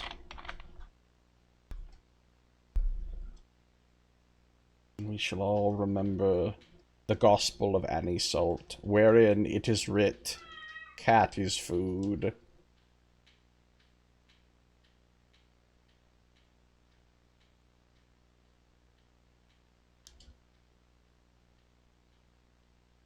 What? I can't inner cat? What? Meow say tongue. You got these standards that you like to go back to. Like come up ants. Meow say tongue. And time.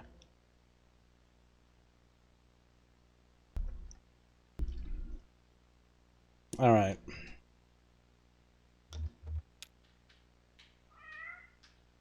Knox Classics.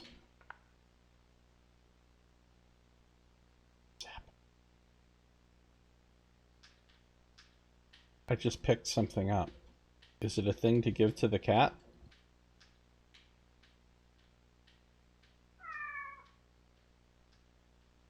Apparently.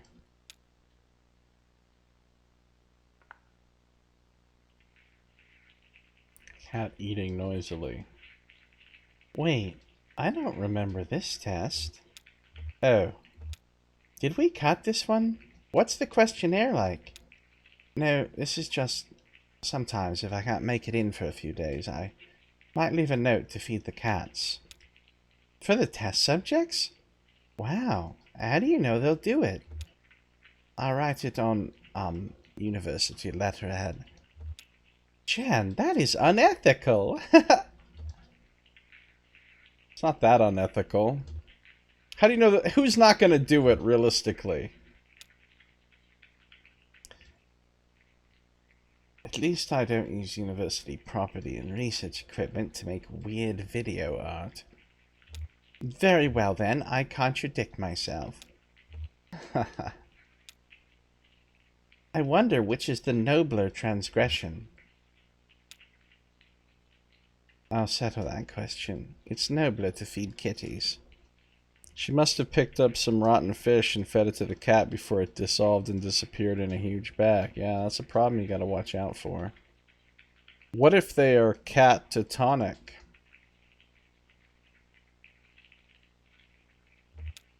Indeed. Another change of tape.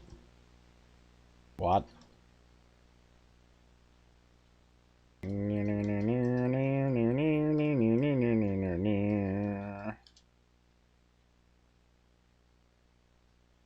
That would be a catastrophe. Oh no.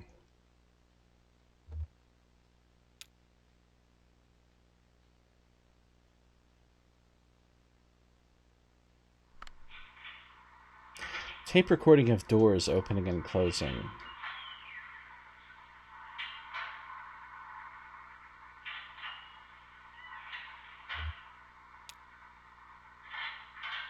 Oh, okay. This is before the CD players.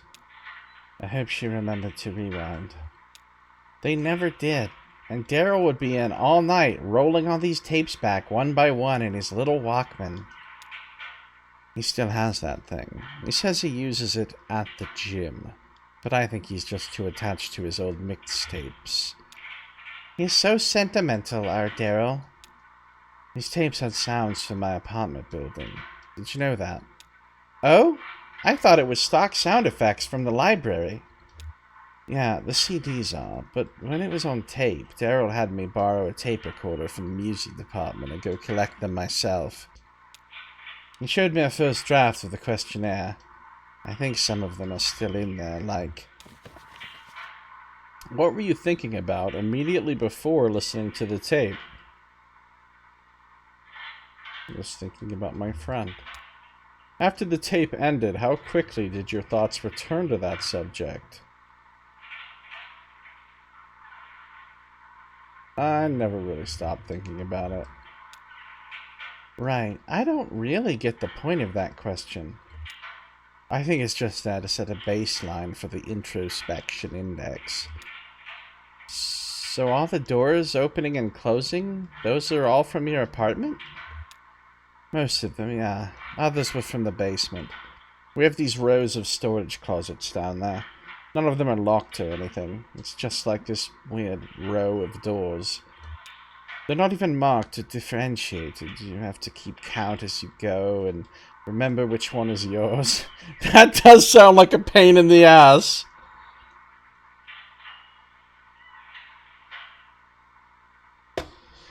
Mine is number 8. I went down there a little tipsy once. Sunday cleaning, you know, a few glasses of wine. Anyway, I accidentally opened number 9 and it was full of mice. Like, for a computer, I mean. They were all neatly arranged on shelves, organized by some inscrutable quality. Cables tied with Velcro. Imagine having a mouse collection. Literally a collection of mice, of computer mice. Like, that you keep displayed.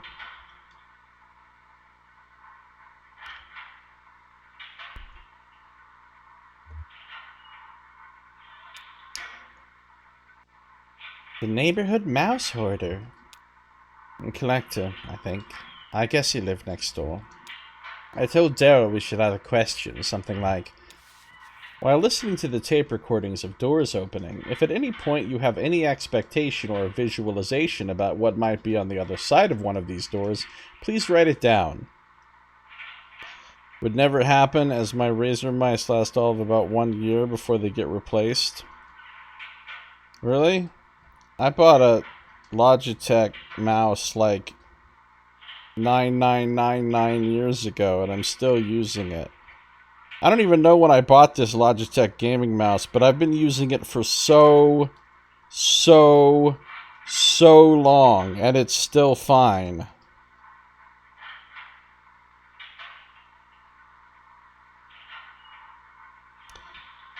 I must have bought this in like 2010 or 2011. I mean, I might have literally been using this same mouse for nearly a decade. So there you go. You got some value out of that shit. And it wasn't even a very expensive mouse either. It was like a $40 mouse or something. Maybe less than that. The way they fit in my hand.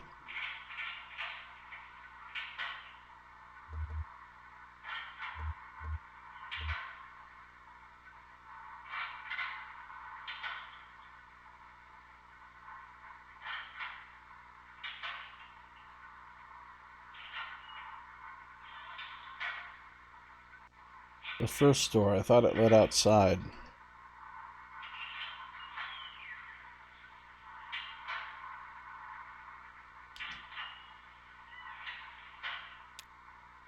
I was just curious, I guess, since it was from my building. Like, I have a strong sense of where these doors lead, just by hearing them. But is that just from my memory, or is it inherent in the sound somewhere? Interesting. You should write a grant proposal. Oh, I wouldn't want to step on any toes. You know, university politics. No, here's another extended monitoring tape from the waiting room.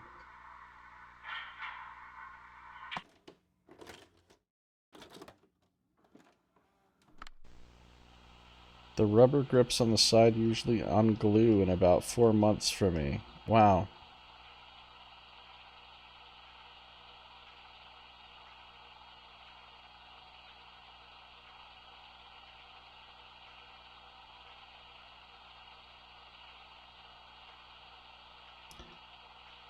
Busy night. There he is again, sleeping. Where do I know him from? It's going to drive me up the wall. Does he work at the university? Oh, that sounds familiar. Yeah, I think he might have worked there a long time ago. Maybe when I was an undergrad. Ah, the Paleolithic. I thought he looked a bit rugged. That's right, Jen. I went to college during the Stone Age. What was your major? Fire. Your major was fire? Okay, I want to go to that college.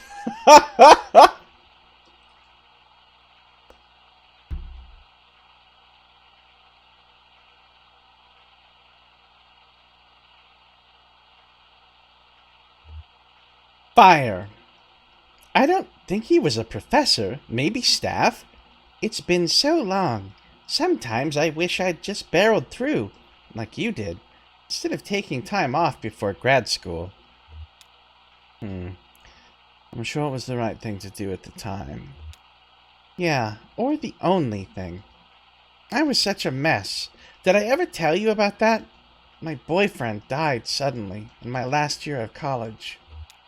Oh, poor thing. It's okay. It was a long time ago.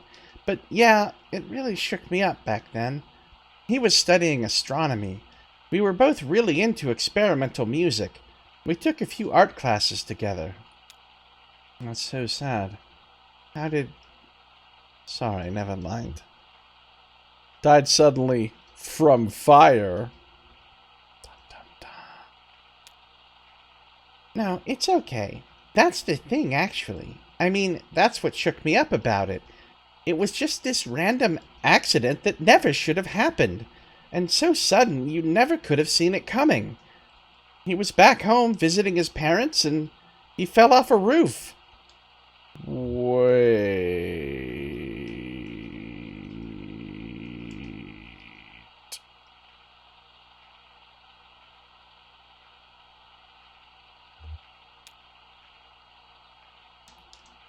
Damn, I know what you mean. You can't predict that kind of, what do you call it, freak accident kind of thing.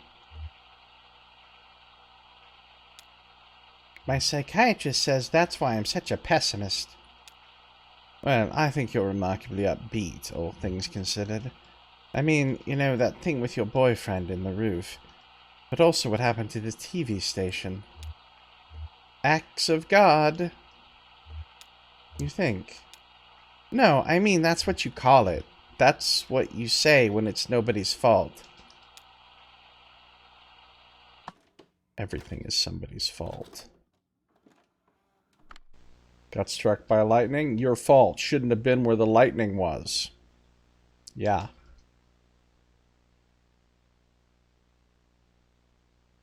Victim blaming is where it's at. This is what happens when we don't teach kids these days about lightning safety.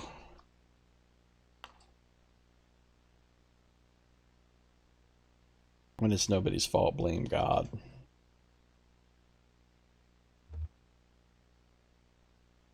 I didn't think I believe in that. What? Acts of God. Yeah, but there has to be a word for when something completely shitty happens for no reason, right? I guess it's kind of archaic. Jen flips through the questionnaire.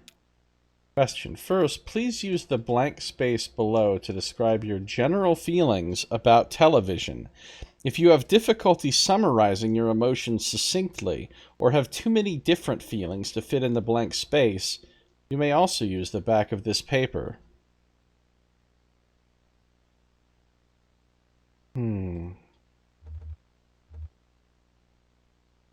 Television is my preferred window to the world. You were asked to watch several videos. How many of the videos did you watch? All of them.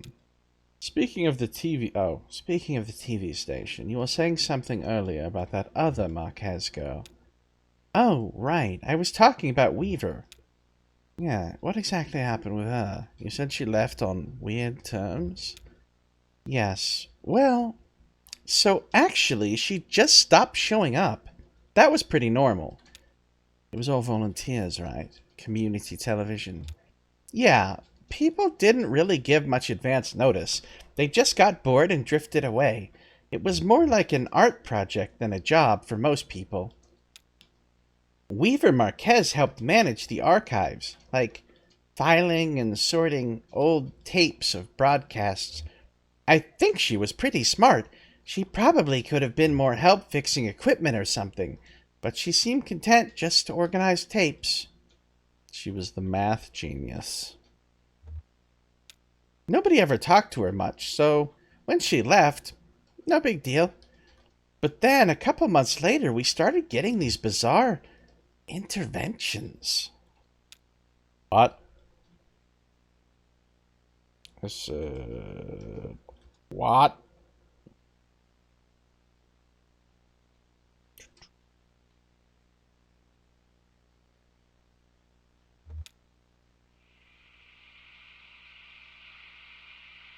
Question. The camera focused on a table, passed through a doorway, then focused on another table. Which object present on the first table was also present on the second table? The picture was too blurry to make anything out. You should have these VCRs professionally cleaned. I'm writing my number on the back of the page. Yes. Someone would be doing a show in their normal time slot, and then suddenly the feed would cut. We'd still be broadcasting, but our signal was totally jammed. Whenever I hear about signals being jammed, I always think of Spaceballs.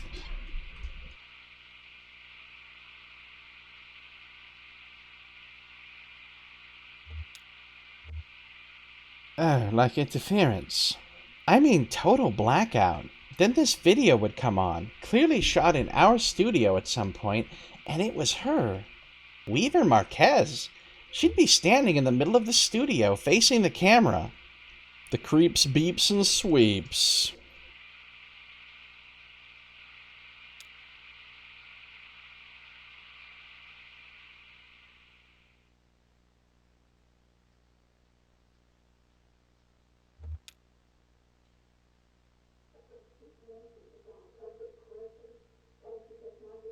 At the beginning of the video, you were asked to make note of a memory from earlier in the day and associate it with one of the objects on that table on screen. Which of the objects did you choose? Should click a link of some Spaceballs sometime? That's a possibility.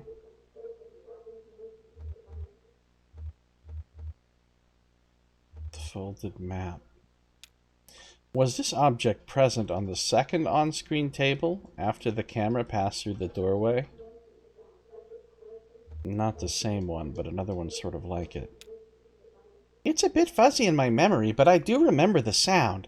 This awful hum, like that was how she did it. She made a hum so sinister it drove our signal into hiding. That's a curiously specific superpower.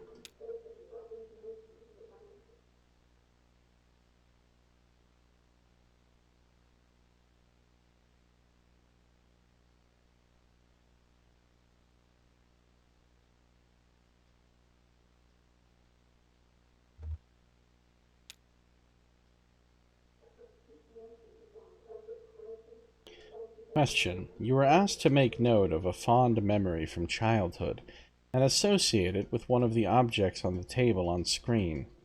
Which object did you choose?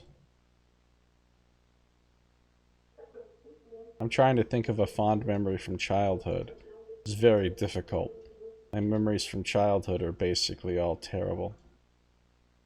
Fond memory from childhood. Oh, I guess I can think of a few.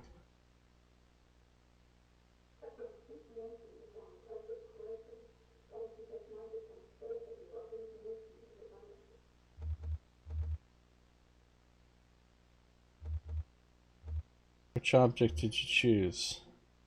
Let's go with that folded map again. Wait, is this the same? It's the same exact questions. Then there were these on-screen captions, exactly the same every time.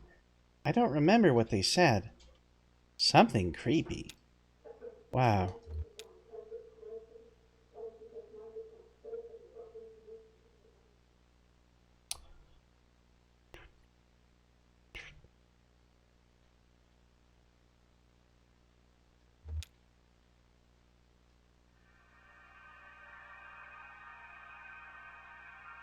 The video began in one room and passed through a doorway into another room. In each room, a piece of music was playing. Was it the same piece of music in both rooms? I wasn't listening to the music. Was the music in the first room optimistic or pessimistic? I think it was optimistic. Hey, Arv is here. Thank you for the host. Thank you so much for the host. How you doing? Welcome, Arvanauts, fellow Arvanauts. We're playing some Kentucky Route Zero. What's the music in the second room? Optimistic or pessimistic? Hey, Sod, Rock God, welcome. Good to see you. Wait. Oh, there's the raid. Thanks for the raid again, Sod. I appreciate it. What's going on? I think it was optimistic. We had a title maker at the station, but it was a different font. I guess she recorded it at WEVP and then took it somewhere else to add the captions? I don't know. We all did a lot of speculating about how she made the video. Why she made the video. Just finished an Emberwind session on stream. Nice, nice. Gotta go talk to the team. Alright, cool. Thanks a lot, Sod. Appreciate the host/raid. Welcome, Arvanauts.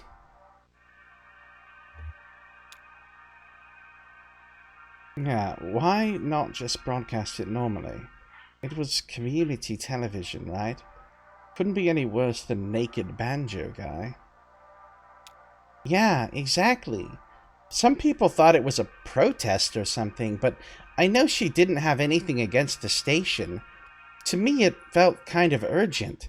Like she would have done her broadcast through the proper channels, but something came up. A crisis or something. This story of Weaver's weirdness is quite mysterious. Quite mysterious indeed.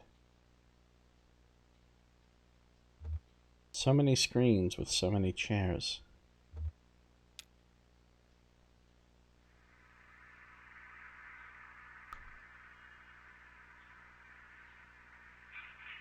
The video began with footage of the outside of a building. and then entered the building. Was it day or night outside the building? It was night. When the camera exited the building again, was it day or night outside the building? It was night. It's always night. How often did it happen? A lot. Dozens of times. It went on for years. We even thought about asking the police to look into it, but it's so hard to locate a pirate signal. I mean, it could come from any direction, you know? It's all just waves. Exactly. Exactly.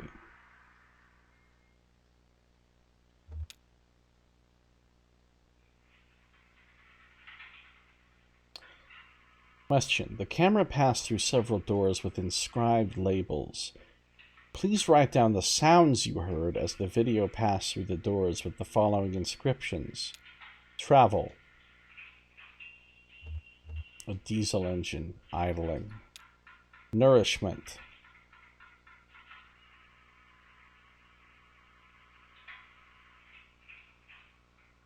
A sort of clink like coins falling into a cup. Sleep.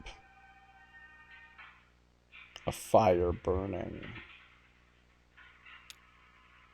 Weaver's video showed up again right before the flood. Actually, I think it might have been the last thing we ever broadcast. Did Weaver cause the flood?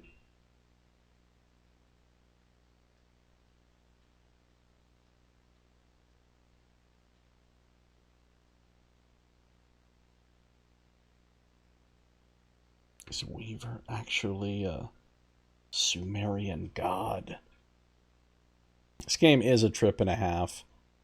It's just endlessly weird.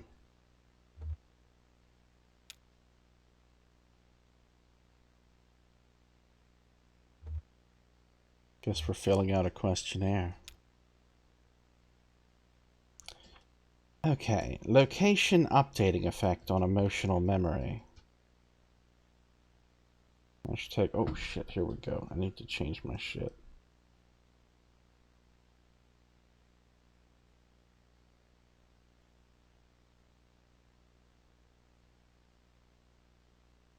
Boom, got it.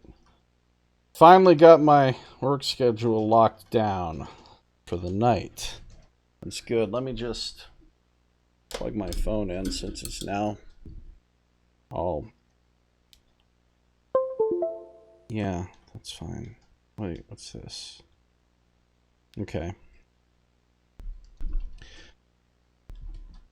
Not quite the prisoner trip, but close.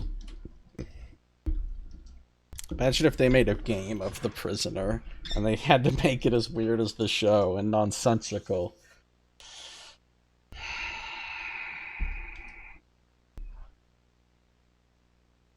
Location updating effect on emotional memory. Subject is measuring near the edge of the useful range for her standard units of melancholy. We may need to reject this data. Standard units of melancholy. Still a good chance for dry bones. They could make a mod for this game that takes place in the distillery. This test is hard to interpret. They're too confused by this point. Yeah! Yeah, so am I. Plus, it's hard to account for ambient amusement from the last test. Can we just write too confused and go on to the next one? Damn, this is taking a while. Daryl will be heartbroken if this is the only box we get through today. The poor thing. He is like a paper butterfly. I would say a moth.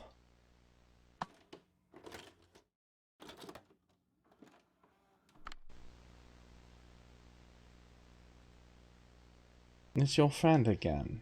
And Coconut. Oh!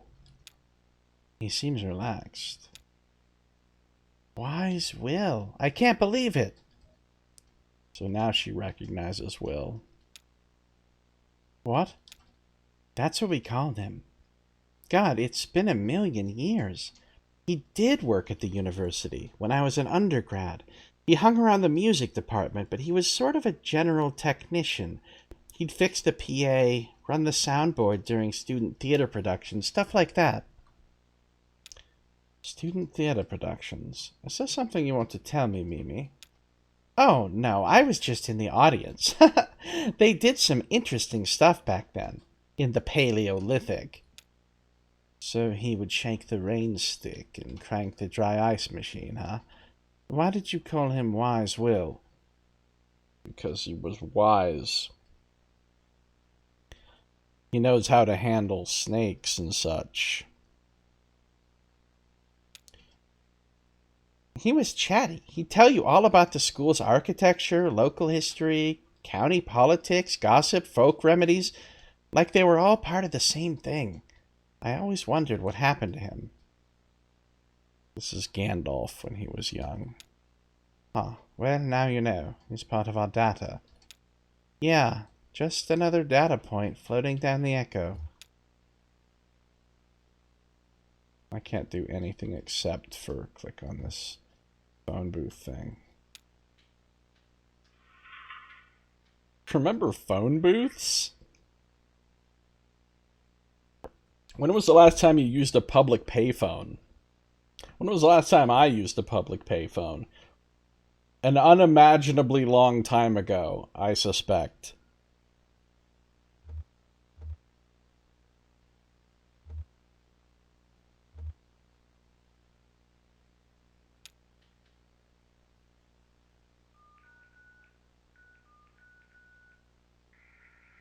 (2002).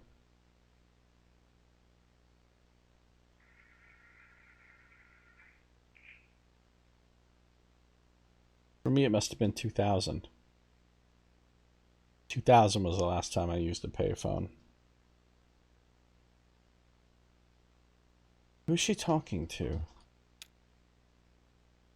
The test subjects are supposed to be talking to each other so we can compare their recall fidelity before and after the phone conversation. I used it for the internet to Google something. What? I don't understand. That's what I mean. He's not even on the phone. She didn't fill out the questionnaire either. Well, what did he write? He just drew a picture of the cat. Okay, maybe she misdialed? She's been on the line for a minute, though. Your payphone said internet access. What kind of futuristic shit is this? Is there tape of her? Is there tape of her conversation? I mean, yeah. Let's check it out. Voice on phone. Huh, yeah, that's my number, all right. You dialed correctly. But I'm not part of any research study. Hey, I'll tell you what, the phones have been bananas around here lately. I think the phone company's understaffed or someone's asleep at the switchboard. It is pretty early, after all. I get up earlier than most. I've got to do my deltoid regimen and then cool down a bit before my morning swim. You know how it is. You know how it is. Well, I'll tell you what. Why don't you hang up and try dialing again? Hit the buttons real hard if you can. Maybe you'll wake them up and they'll connect you right. Hit the buttons real hard. Best phone advice ever.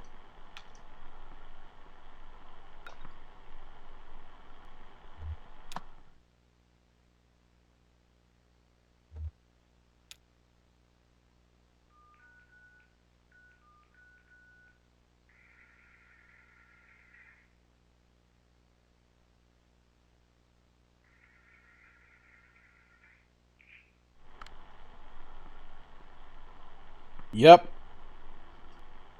Hello. You got me again. I'll tell you what, suits me just fine. My doubts are cooling, and the coffee's brewing. I'm just sitting here looking out the window anyway. Into the dark, I mean. The sun ain't even up. Hashtag cooling delts.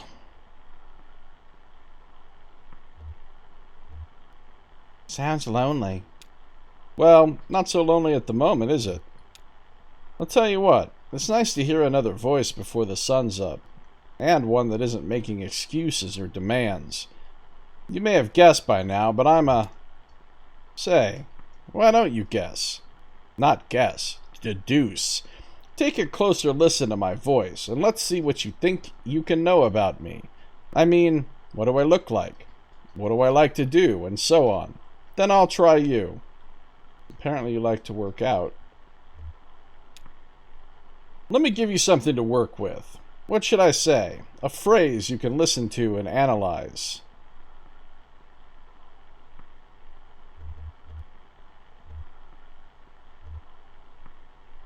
Try, it's better than being in a ditch. It's better than being in a ditch. Got it? Okay, what do you think? What kind of body makes a voice like that?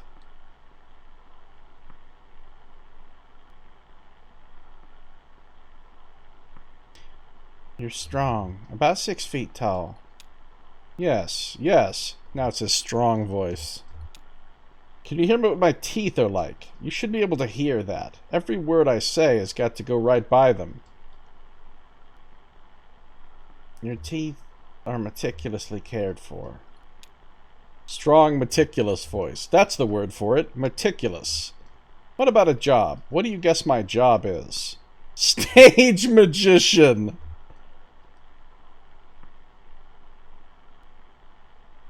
I'm gonna pick that one. You're a stage magician. Well, 2 out of 3 ain't bad. I'll tell you what. I'll do a little deduction of my own and speculate that you're sharp. At the very least, I'd say you love art, or anyway, you tolerate it. I'm certain you're a cartographer or some other collector of maps. If you aren't, then I don't know a thing. How did I do? Not even close. No? Well, I'll be damned. I usually have a pretty good ear for it. Must be a bad connection. How the fuck could you tell someone's a cartographer from their voice? You just sound so cartographic. I'm an orthopedic physical therapist by trade, specializing in post-surgical rehabilitation. And I do all my intake interviews over the phone because I believe you can get a pretty damned accurate picture of someone's general health just by interfacing with them verbally. That sounds like nonsense.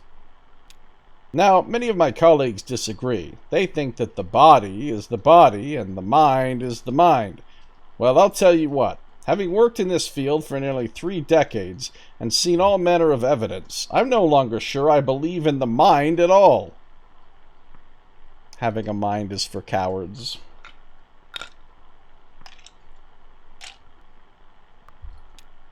Let me give you an example. I had a patient who lost his right hand to misadventure and an infection. Misadventure, such a great word. He worked in a factory, operating a delicate machine that required years of specialized training. So we focused on coordination and getting his left hand up to the speed and accuracy required for the work. I'll tell you what, after a couple of weeks, he was riding, throwing darts, you name it, all left-handed. A triumph of physical therapy. Back to work. What a triumph. The next day, he was unemployed. Seems he sat in front of that delicate machine, reached out with his left hand, and just froze. Had no idea what to do with the thing. Next time he was in my office, he said to me, "Doc, when I lost that hand, all my memory of working that machine went along with it." He said, "I'll tell you what, Doc, if I ever learn a trade again, I'll learn it in my gut. I won't ever again put something so precious as a memory in a place so vulnerable as a hand." Hand memories, huh? Well, my coffee's done brewing. I'll let you go. That was abrupt. What a strange little story he told me. Strong, meticulous voice. Okay, what the hell's going on here now?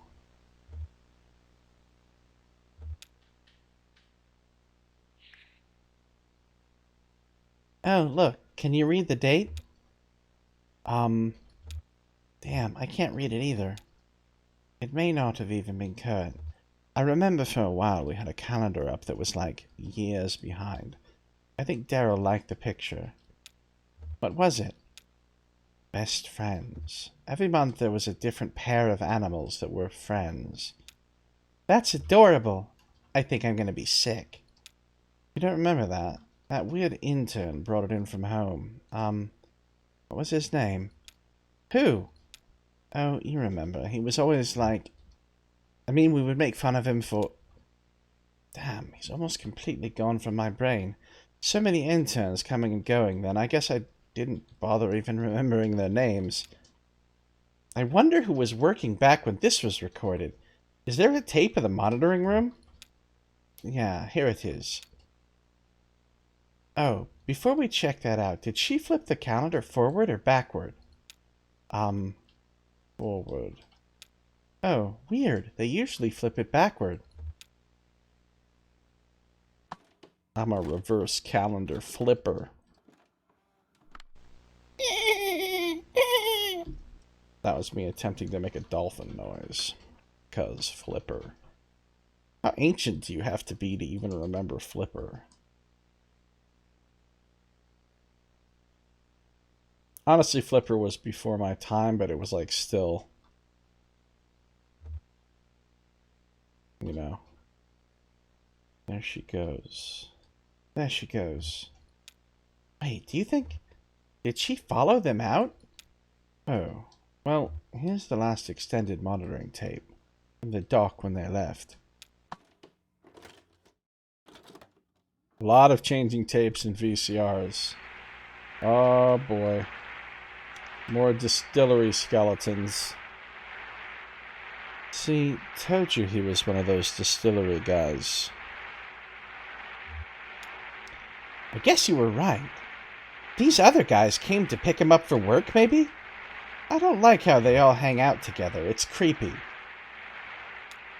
We hang out together and work together. Yeah, but we're not fucking skeletons. Wait. Yeah, but it's not...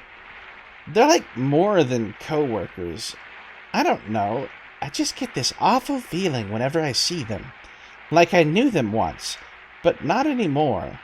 Like when they make up a dead person to look like an old photograph of themselves. Sort of familiar, sort of strange. Yeah, exactly. There ought to be a word for that. Here comes Ezra and the cat. Bye, Kitty. They look like nice enough people. I'm sure she's very happy with them. Yeah. So, this has been a bit of a memory trip for you, huh? I bet you didn't expect these old tapes to stir up so much. How does it feel for these people to come up again? Weaver Marquez and Wise Will, I mean. And what was your boyfriend's name? The one who died in college? Was it Charlie? It was Charlie! Okay! So it wasn't just a coincidence that he fell off a roof. This is actually Charlie's girlfriend this whole time.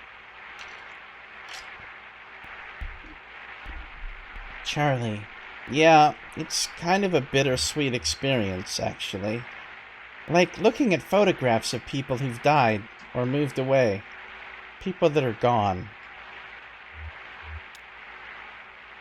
Gone, but not forgotten.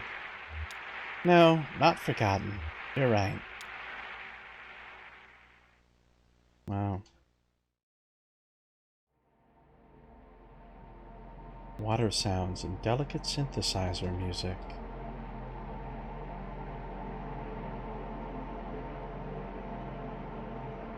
Back on the boat.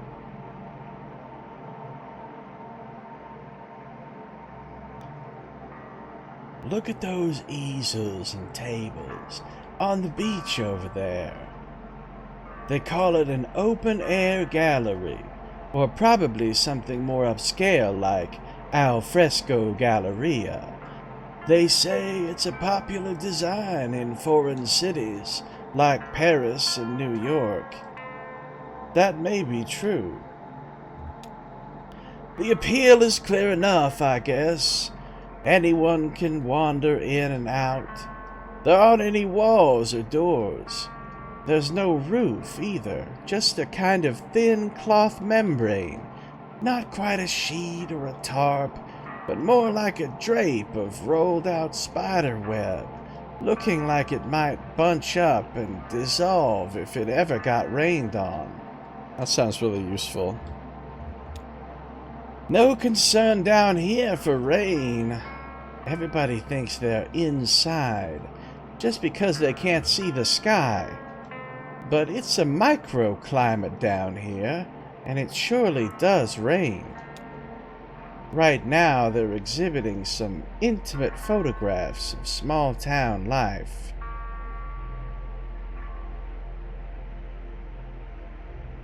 That's one of a small girl playing in a puddle. She's got her back to the camera and she's fussing with something, looking at her hands. Maybe she's stuffing a message in a bottle or folding a paper boat. Reviews have been good. It's a popular show, probably because of its relevance. The town depicted in these photos was very recently flattened to make way for a big museum project. That awkward moment when they flatten your town. They stick at your whole town and they say, it belongs in a museum.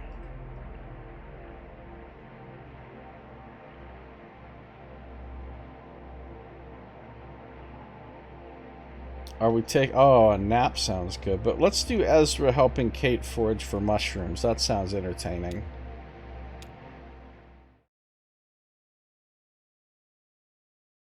Act 4, Scene 6. A grove.